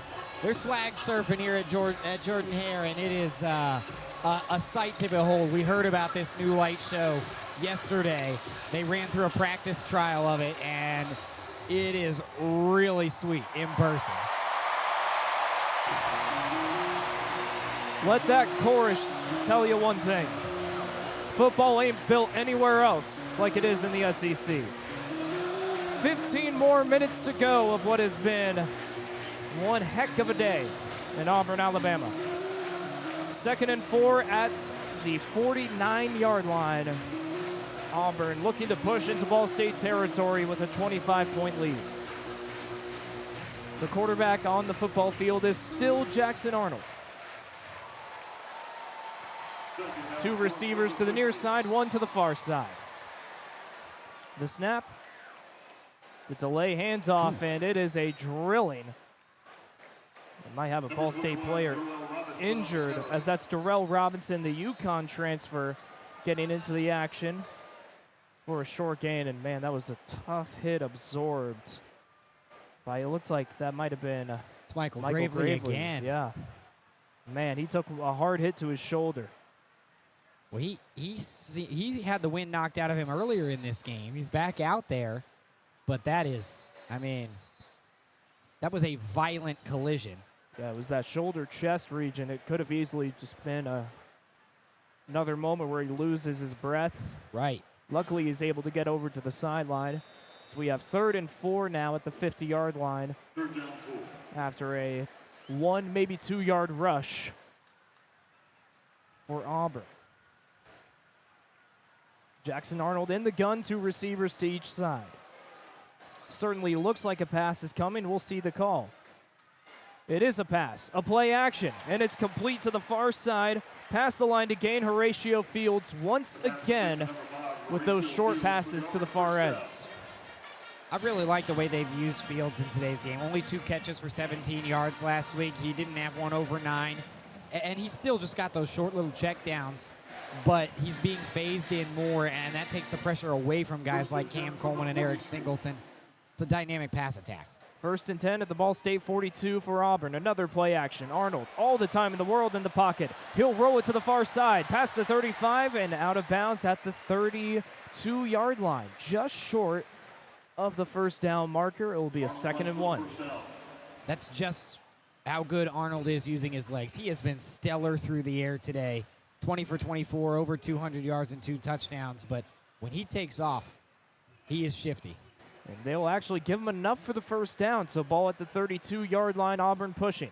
Man in motion, Arnold in the gun once more. Heavy offensive line look. The quick throw is complete again to Horatio Fields. And they'll mark him exactly at the line to gain back-to-back first downs for the 2nd time in this second half for Auburn. Now this offense is just starting to hum. I mean, everything's working. The pre-snap movement, getting some men open, distracting the defense, and it's that extra hustle after the catch from Fields to earn that first down. That's a great play for him. Cam Coleman comes in for Horatio Fields. 1st and 10 at the 22 for the Tigers. Arnold, the snap, dropping back to Coleman. Looks to that far side again. He sheds 1 tackle, stiff arms the man along the boundary, and it's a goal to go for Auburn. Cam Coleman, he's got the swag and he's got the stiff arm. I mean, he is a big body out there at that wideout position, 6'3", 201. He is not your average receiver, and he absolutely put DJ Fields in his place with that stiff arm. Get off of me. Nasty. 2nd and 1, not another first down. Ball at the 13 for Auburn. Arnold in the gun again. Another pass, another look to his far end. It's Singleton Jr. cutting up field, and he's got another Auburn touchdown.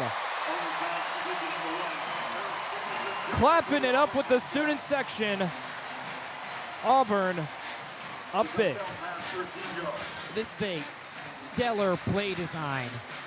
You run trips out to the left, and then you bring the receiver back across the middle of the field, and you use those other 2 receivers essentially as a pick, and Singleton just uses his speed to get by the Ball State defenders. That was well executed from start to finish for the Tigers. The extra point for Alex McPherson. 34-3, make it 35-3. Not a problem. And Auburn starting to make this game look like what most people in the country thought it would be. 12:22 left in the 4th quarter. Ball State back on the field when we return. You're listening to SportsLink Digital Radio, Ball State football presented by Victory Honda of Muncie. Well, together, we're all in it together. And I said it in my press conference, it's not just the players, it's not just the coaches, it's the administration, it's the trainers, it's the strength staff, it's the alumni coming back, it's the people in the community supporting our program. Together to me is just moving as one cohesive unit. I feel like I could just go back to like our conditioning, like our workouts together. You're building a lifelong brotherhood with this team. When I hear that word, it fires me up because I feel like it explains, football in a sense. New episode of Together is out now. The best stories in Ball State sports, plus live broadcasts right in your timeline. Follow us at BSU SportsLink. The score is 35 Auburn, Ball State 3 with 12:22 left here. And what has been a riveting environment and honestly a riveting game for most of it. Yeah. Ball State has put up a great fight, and it's just the might of the Tigers that has gotten to them at the end. That was their sharpest drive we've seen yet. Just chunk play after chunk play. Arnold just getting the ball out of his hands quickly. He's only thrown 4 incompletions the whole day. He's 24 for 28 with 251 yards and 3 touchdowns. He has looked as sharp today as any quarterback in the SEC. And to his credit, to the offense's credit, the receivers got it done after the catch on that drive. really well executed. Absolutely. Auburn really starting to get that passing game going. It was a question mark on this team all week long after that performance against Baylor. With over 300 rushing yards but under 100 passing yards, they've certainly turned the script today. And that certainly makes it more palatable heading as we approach SEC play, right? Because running the football doesn't necessarily get it done if that's your only attack against some of these defenses. There's a stretch coming up for Auburn where they'll have Oklahoma, then Texas A&M, and then Georgia. Running the ball is an effective part of that attack, but if you can't throw the ball at a high level, you're not going to be able to take those defenses down. And give credit to Jackson Arnold because he has kind of silenced the doubters when it comes to throwing the football today. People are going to be close to calling him a Heisman contender. I don't think that's too far out of the picture, no. Again, Connor Gibbs, the third-string kicker, ready to tee it off. Give this ball back to Clay Ashley and the Ball State Cardinals. 2 touchbacks so far. Make it 3. I'd say Auburn's found themselves a pretty feasible kickoff guy in Connor Gibbs. He's limited Quay Ashley, a dangerous returner, to not even a single return since he came into the game. You know, it's got to be a great feeling for Auburn after last year, and you still don't really feel certain about Alec McPherson's health.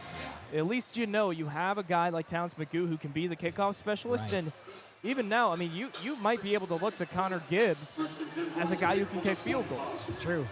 It comes down to an accuracy thing versus kickoffs. That's probably why he's the third guy on the chart, but he has very much been a feasible kickoff guy.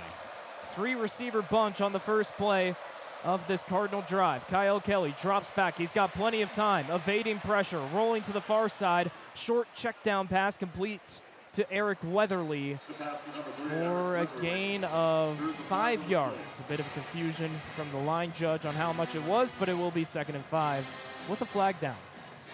I'm curious to see what the flag is. It looks like Ball State's backing up, which is that offensive PI? It sure was on Keon Magwood. Why not? Yeah, away from the ball.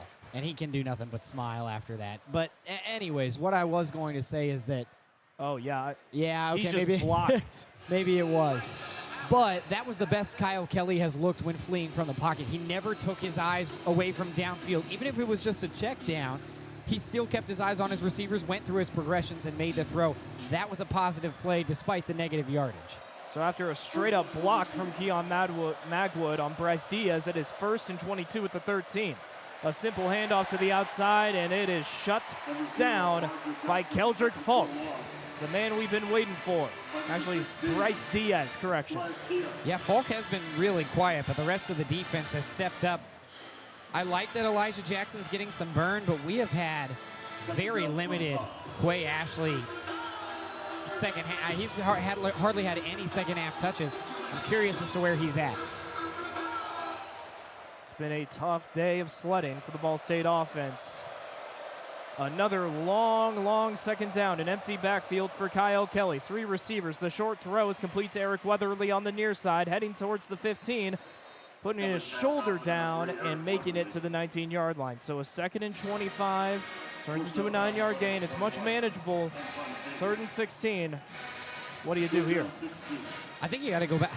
I think you got to go back to Eric Weatherly in some way because he's now up to 4 receptions on the day.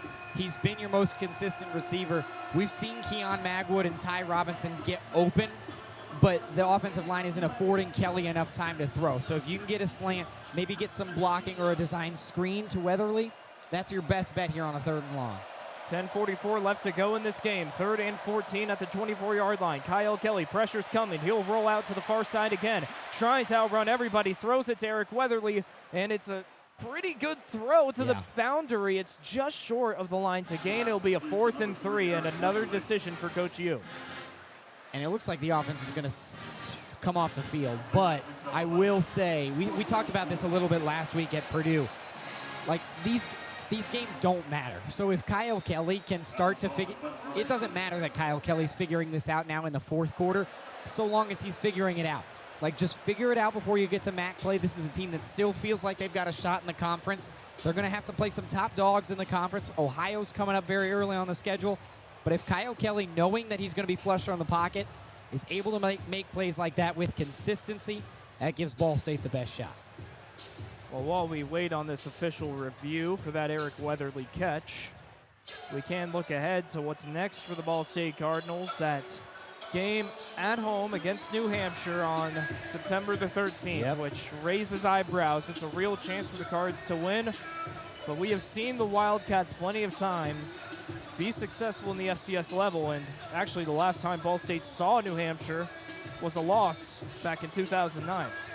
Yeah, it's a complicated history, and New Hampshire's a very well-run program. They won today over Holy Cross 19-16. And they won last week against North Carolina Central. So that is an undefeated New Hampshire team coming into Muncie against a team that, for the moment, has only scored 3 points on the year. Do I firmly believe that Ball State has better talent on paper? Yes.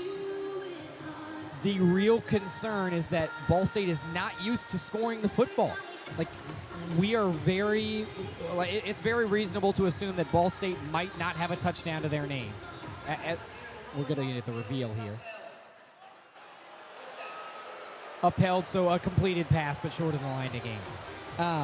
What I was saying about New Hampshire, Ball State, they just haven't found the end zone yet. You're playing a team that's scoring 27 and 19 points.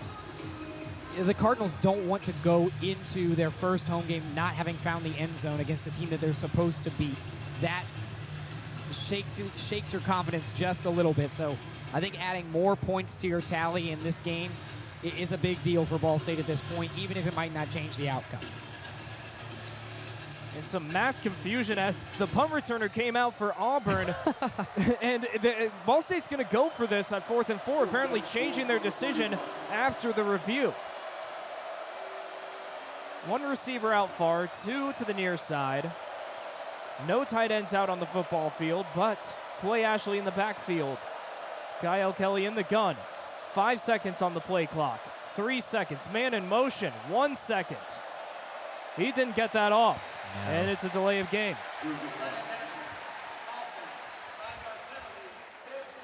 I don't think there was ever an intention to snap that football, because when they brought Weatherly in motion across the middle for a jet sweep, Kelly clapped the hands to signal the snap of the football. Weatherly even made the motion like he was getting the pitch forward.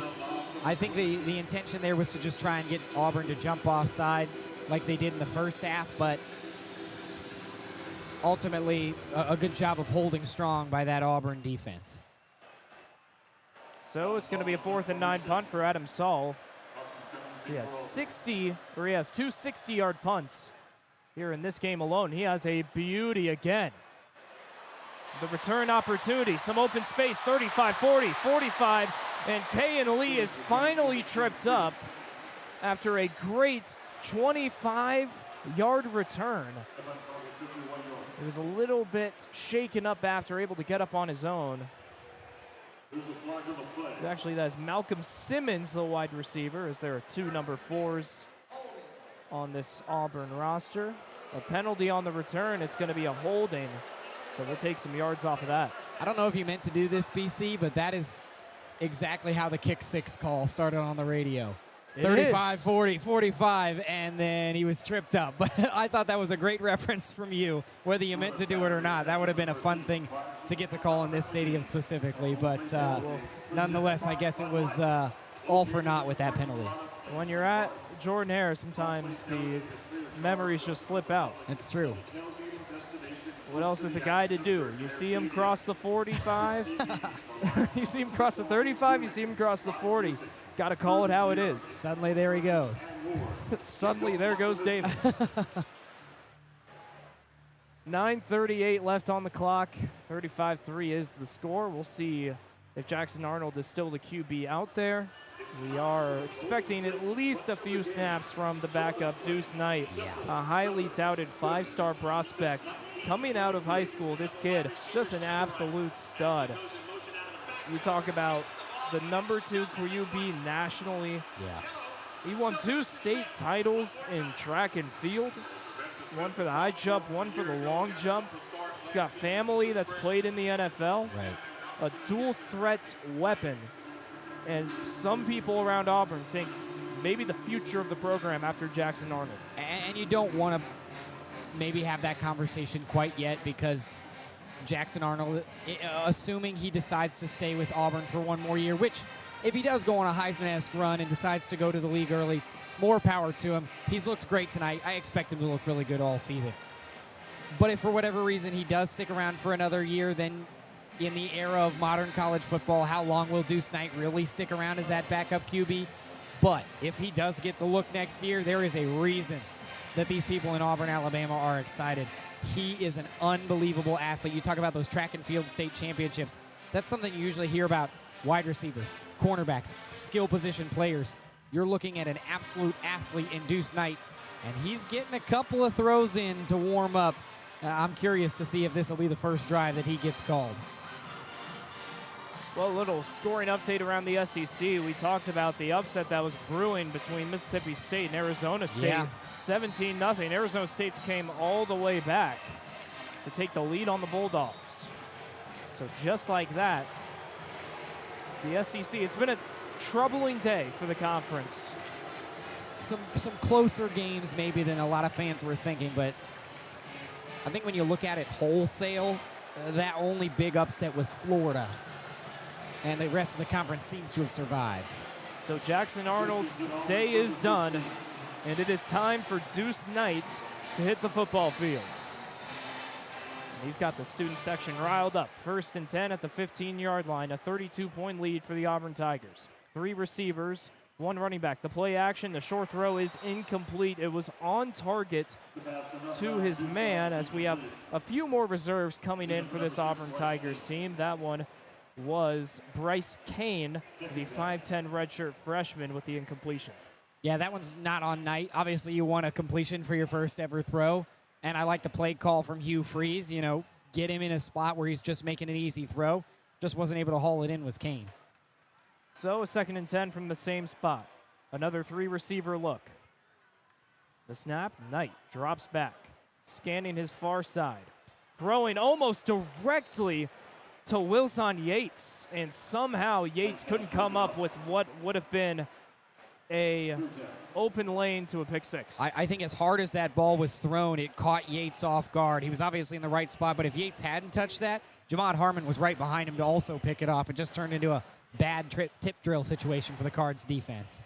So a 3rd and 10, ball on the 15.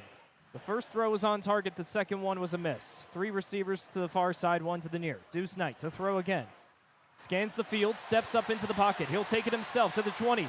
Sheds 1 tackler, breaks past the line to gain, down at the 26-yard line.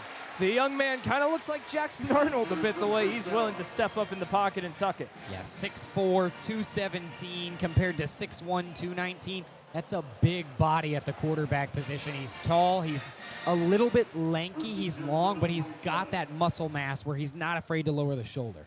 9 minutes left in this game, 1st and 10 at the 27. It's a designed handoff, and it's good for about 3 yards. Again, the running back switching in and out here for Auburn. That one is Omar Mabson II, the Auburn native. Freshman handing it off to a freshman. Yeah, it seems like for the most part, the starters are done for the day. No Cam Coleman, no Eric Singleton, no Horatio Fields out there on the offensive side at the skill positions. 2nd and 7 at the 30 now. This one at the right hash. The snap, play action. Deuce Knight, pressure coming, lost the football, able to bounce on it. Ooh. And maybe a late hit, no whistle blown. Although it's hard to call a late hit on DeJuan Eccles Jr. for just hopping on what could have been a loose ball from his vantage point. Jordan-Hare doesn't like it. He did go helmet to helmet. He went helmet to helmet with him while he was on the ground. Play was obviously dead.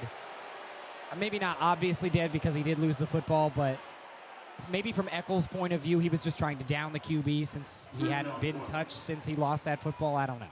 So a 3rd and 12, ball at the 25-yard line now. Man in motion, 3 receivers to the far side. That's where Deuce Nice looks. He loses the football again, picks it up himself, tries to run it, and that is just a broken play as Nathan Voorhees is in there for the tackle. It is going to be a 4th and 14, and Deuce Knight's first drive as an Auburn Tiger doesn't go exactly as planned. And I am not so in tune with Auburn football as we are with Ball State football, but if anything, you'd rather him have those snaps now, even if they weren't quality snaps.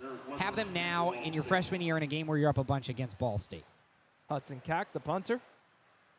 Bit of a knuckleball heading towards Eric Weatherly, and he just signals the fair catch at the 28-yard line. So, 1st and 10 coming up once more for Ball State. Still looking for that first touchdown of the season. 35-3 is the score as we have another media timeout. Should be the second to last one of this football game. We'll be right back after this short break. 7 minutes to go. You're listening to SportsLink Digital Radio, Ball State football, presented by Victory Honda of Muncie. Well, together, we're all in it together. And I said it in my press conference, it's not just the players, it's not just the coaches, it's the administration, it's the trainers, it's the strength staff, it's the alumni coming back, it's the people in the community supporting our program. Together to me is just moving as one cohesive unit. I feel like I could just go back to like our conditioning, like our workouts together. You're building a lifelong brotherhood with this team. When I hear that word, it fires me up because I feel like it explains, football in a sense. New episode of Together is out now. From the bell tower to your smartphone, anywhere in the world. Never miss Ball State Sports with SportsLink Digital.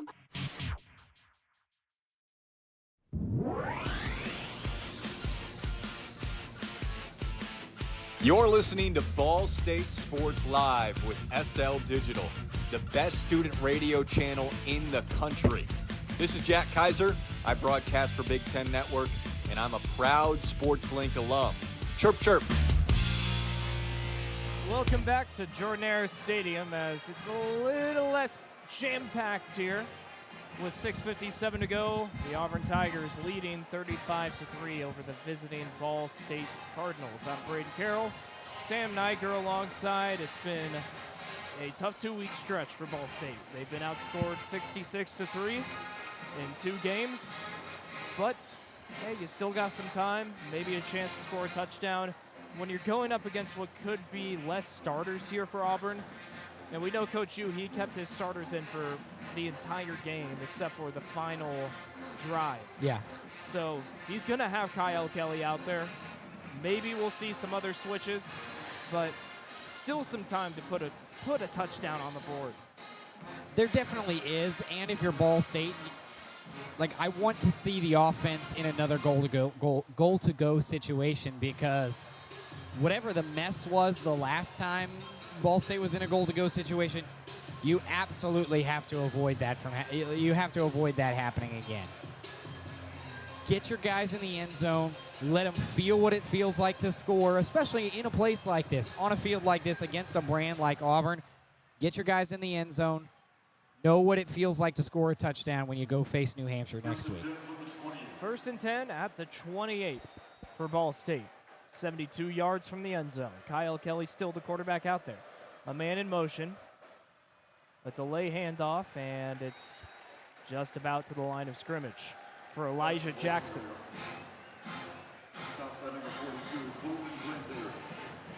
Some of those backups for Auburn getting in work. Cranberry, the outside linebacker with the tackle. Heck yeah. Some great football names in 2025. No Nitro Tuggles this week on the Auburn team, but Cranberry's not a bad name, no. So now a 2nd and 9 at the 29-yard line for Ball State. 3 receivers out there for Kyle Kelly. Takes the snap, looking to the near side. One-on-one, Keon Magwood couldn't reach a ball that might have been a little out of his reach. Yeah. 3rd and 9 coming up. I like the play call. The execution obviously was a little lacking there. Magwood is a guy that needs to get involved in the offense more. He is one of your best tried and true wide out receivers, and he does not. He's got he's got 1 reception on the day for 15 yards. You got to get him involved more in the offense moving forward. A 3-by-1 wide receiver look. 3 to the near side. 3rd and 9. Kyle Kelly drops back. More pressure, and he only digs himself farther into the grave. Another sack for the Auburn Tigers. Again, Kelly keeps his eyes downfield, which is not a bad thing, but what he does is once he's forced from the pocket, it's almost like he tries to reset his feet. When you're scrambling like that and you've got 3 and 4 and 5-star recruits chasing you, some of the best college football players in the country coming down your backside, you have got to continue to roll out and look downfield rather than just hold down the fort. A 7-yard sack and a 4th and 16 as Adam Saul punts it, standing at his own 10-yard line. Not an end-over-end kick, but not a bad one. The return opportunity for Woodward as he gets across the 45-yard line, which is where they will mark him down. So, 5:23 left in this game, and we'll see who else is taken out of the game for Auburn. It does look like Deuce Knight's going to get another go at running this offense. Better field position. Lower risk in terms of maybe turning the ball over, which he had 2 fumbles in that first drive where he was at the helm. But just try and get a completed pass if you're Deuce Knight. Start to feel comfortable running this offense. Seeing a lot of different faces on both sides of the field now. For example, Leighton Starks has come in for Nathan Voorhees on the Ball State defensive side. 1st and 10 at the 46-yard line for Auburn. Deuce Knight in the gun. 2 receivers to the near side, 1 in motion. A fake jet sweep, a handoff instead, and it's open space. Daylight. Terrell Robinson, touchdown from 3rd string to end zone. 1 play.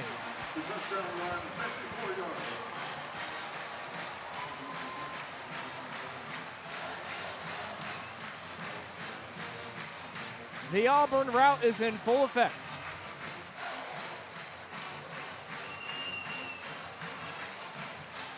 This is definitely going to be a point of emphasis for the Ball State defense. The run defense was sharp last week. Where is the secondary in the run defense? Because while you expect the front 7 to get it done, why do those final 4, that last line of defense, why do they disappear when the ball gets out into the open space? That is the 3rd long touchdown run we have seen today. The extra point is good for Alex McPherson, and well, the press conference questions only pile on. 42-3 is the score with 5:12 left to go. It was 1 play. I'm going to have to go back and watch that play in film to see where the lapse was, because that wasn't even necessarily an inside run. It was between the tackles, but it definitely cheated left. It's a tough pill to swallow when you've got the 3rd string running back going for 50+ in 1 play to tack on another touchdown. 35-3 against this Auburn team was a pretty palatable score. I mean, you can go home feeling okay about yourself with that score. 42-3 is a tougher pill to swallow, in my opinion.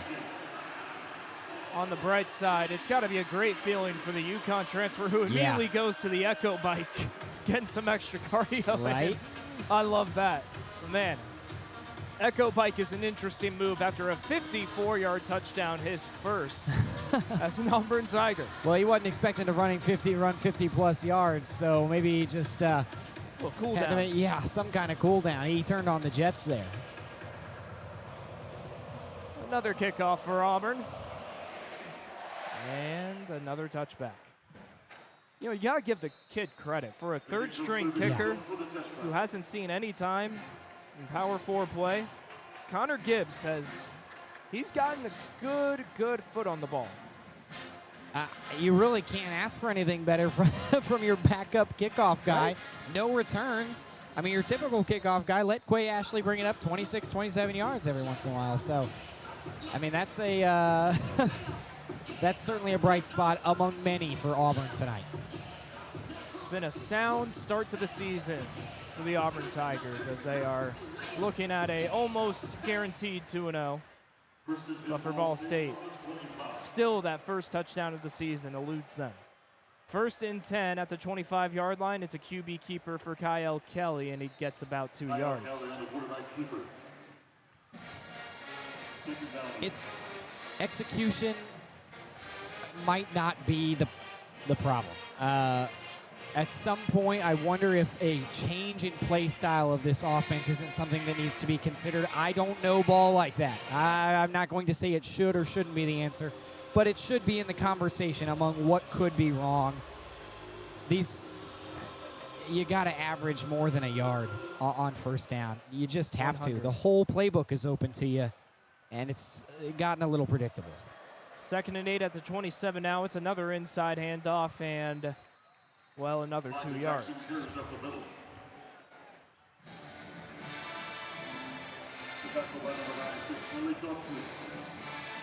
1 yard, actually. 3rd and 7 at the 28. Some formation subs coming into the action for Ball State, as well as for Auburn.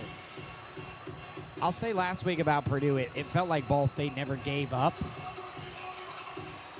And I don't want to say they've given up completely here, but it feels like the wind is a lot more out of the sails at this point in the game for the Cardinals. 5 wide, no safeties back for Auburn. Quay Ashley, the far wide receiver. And they'll give the screen to Ashley, and he is met at the line of scrimmage by Elijah Melendez.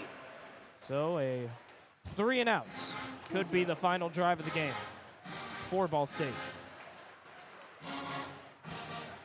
Or, we could see another 50-some yard chunk play for Auburn. As this has been an entertaining football game, I will give it that. We've seen a little bit of everything. We've seen turnovers, we've seen big plays, we've seen bad plays. There is something to be said for college football. Ball State's going to come home with a paycheck and some lessons learned, and we got the opportunity to come to a great place. And over-end punt for Adam Saul. He gives a little fist pump. He was happy about that one. Malcolm Simmons concedes the fair catch at the Auburn 25. So one more drive for Deuce Knight potentially, although we have no idea what can happen in 3 minutes of football. We do know it's 1st and 10 at the Auburn 25. Still no completions for Knight. He is 0 for 2. They did not expect that last drive to be the big chunk rushing touchdown that it was. So I wouldn't be surprised if they don't go to the air here with Knight. 2 flags on both sides of the field. It was an illegal substitution. Well, there's 5 yards off of your drive, just like that.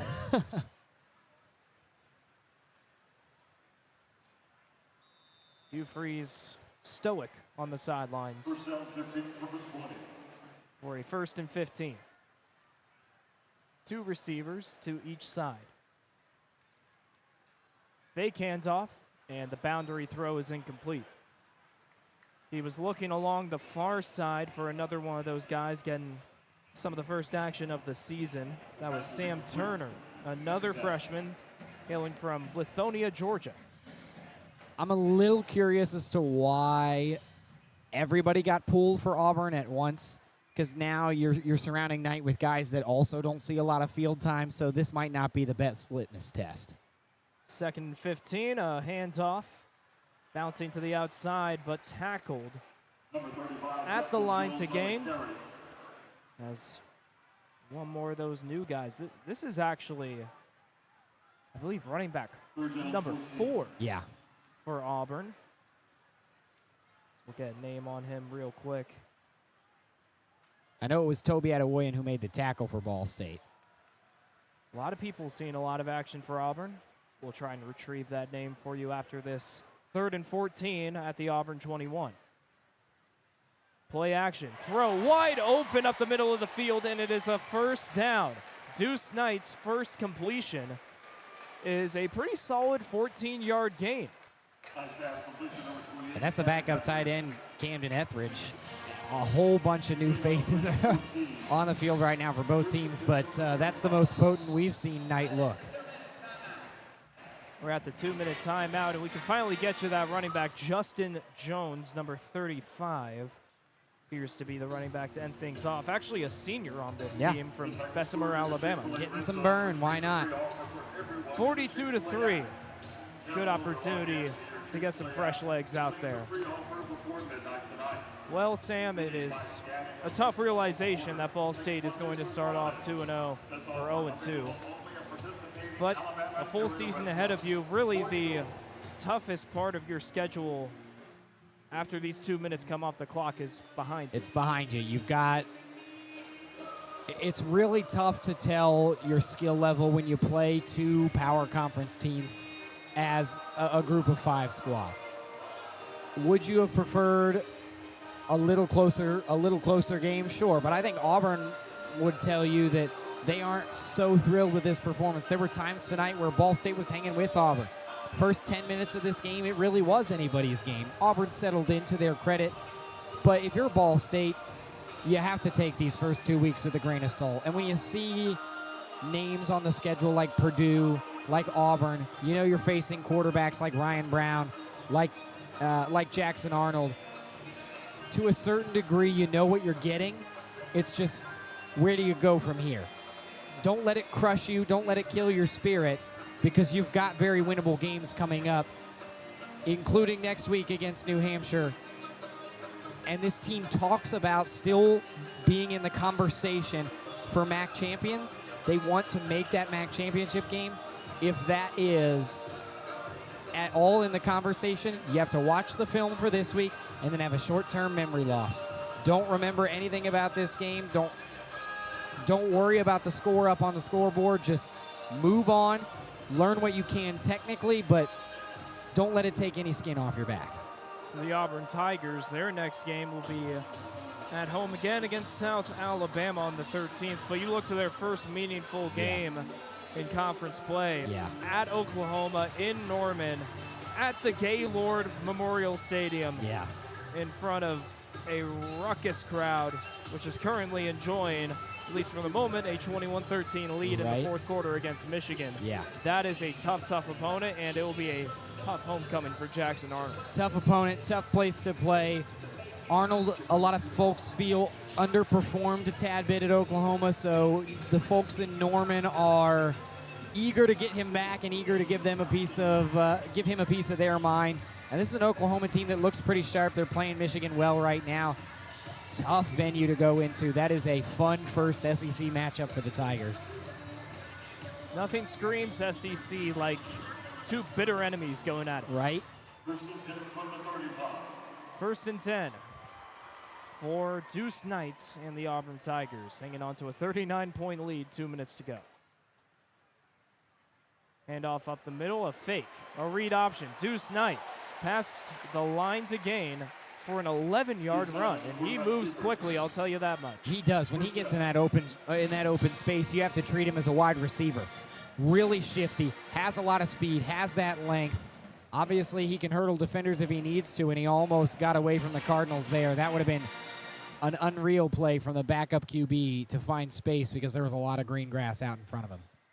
He had a great block in the middle of the field by Camden Etheredge as well, getting some more names out there from Auburn's reserve guys. First and 10 at the 46, minute 25 to go. Still running the usual offense. This will be a handoff, bouncing along the left tackle edge, and good for about 5 yards.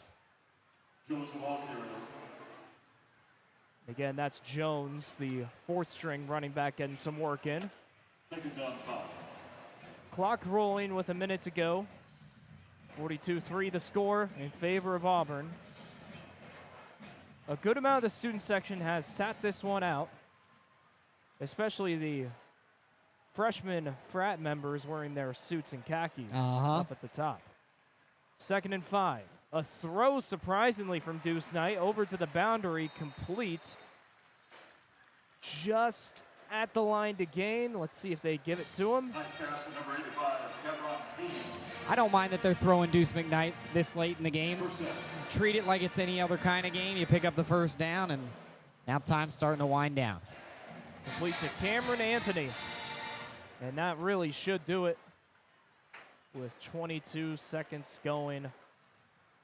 Down and down. 3 seconds separating the play clock from the game clock, and it will just be a kneel down for Deuce Knight. Coach Jeremovich, for only the 3rd time in his career against an SEC opponent, won't come out with the win, but surely a great learning experience for his squad. A tough-to-swallow loss, 42-3 from Jordan-Hare.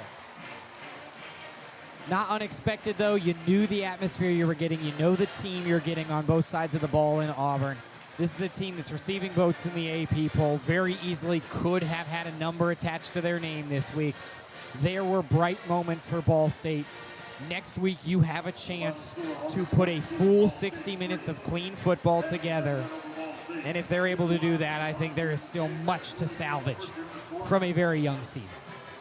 Looking at some of the stats from this game, man, statistically, this was a drubbing. Yeah. Auburn with 495 total yards, Ball State 68 rushing yards in favor of Auburn, 224 to -3. And then the 3rd down conversion rates probably tells you the tale of the tape. 6 of 11 for the Tigers and a measly 1 of 14 for your Ball State Cardinals. Kyle Kelly, 10 for 16 for the 2nd consecutive week. Doesn't get over 100 yards. We saw very little Quay Ashley in that second half. 12 carries, 10 yards, averaging less than a yard per carry. You contrast that to an Auburn team that basically ran 4 deep running backs tonight, despite their top running back being out with injury. Yeah, Auburn did what they were supposed to do today, and there's no denying that. But it certainly feels like there could have been more moments where the Cardinals took better advantage. You look at the defensive leaders for both of these teams. For Ball State, Wilson Yates, the defensive back, 7 total tackles, 1 pass breakup. He had himself a show, but I think the star of the defense was by far Sylvester Smith. He had 3 tackles, which could have easily landed on any biggest hits of the season compilation YouTube video. 6 tackles, all of them solo, 1 TFL. He set the tone throughout this one. And 6 sacks for Auburn as a team, 5 for Ball State. That's a stat that could go unnoticed. The defense was pressuring a really good quarterback in Arnold, forcing him to make some bad decisions at some points. But all in all, this Auburn defense just exerted their will on Ball State for 60 minutes. And really, if it hadn't been for some questionable calls that led to some good field position for Ball State, this could have very easily been a shutout. A calm reciting of the alma mater for the Auburn faithful. A good win for their now 2-0 squad. Sam, one question I got for you before we sign off. This Ball State team, we've called the past 2 games, and they've been outscored 73-3. Now you look at the schedule, and you can see that as a mote of confidence, but when it comes to talent and everything on the field, what gives you hope about Ball State? What gives me hope are the words that Mike Jeremovich said in his press conference earlier this week. I think it still very much applies. It's a 1-week season. You have 12 one-week seasons. That's how you have to view a season, because of all sports, you absolutely cannot look ahead in football. There's so much preparation, so much grind that goes into each week. And now if you're Ball State, you have hope knowing that your toughest 2 one-week seasons of the year, they're gone. They're past you. You have an opportunity to have a really great 1-week season where you're executing, where your best players are getting the ball, where your defense is flying around making plays. Treat next week as your most important 1-week season you've seen so far, and you'll have enough hope to continue to maybe salvage this year. Sam, the combination of you giving this team hope and the Auburn band playing maybe one of my favorite songs in all college football, the War Eagle fight song. Yeah. I'm glad that we've ended on a positive note after what was a difficult game objectively. Yeah. Any final thoughts before we sign off, my friend? Well, the folks at Auburn are going to enjoy rolling Toomer's Corner with all that toilet paper later tonight. They'll enjoy that. It's the first time that'll happen to them all season. Certainly won't be the last. For Ball State, you just have to leave with your head held as high as you can. knowing that next week you open at home. You don't have to worry about all this travel. You don't have to worry about all this noise, both in the stadium and outside. Just put your nose to the grindstone, get it done next week, and you can work from there. Great pull on the Tyler Childers cover. I know that's what you're citing there. I do what I can. Got to end on a positive note, like you said. Absolutely.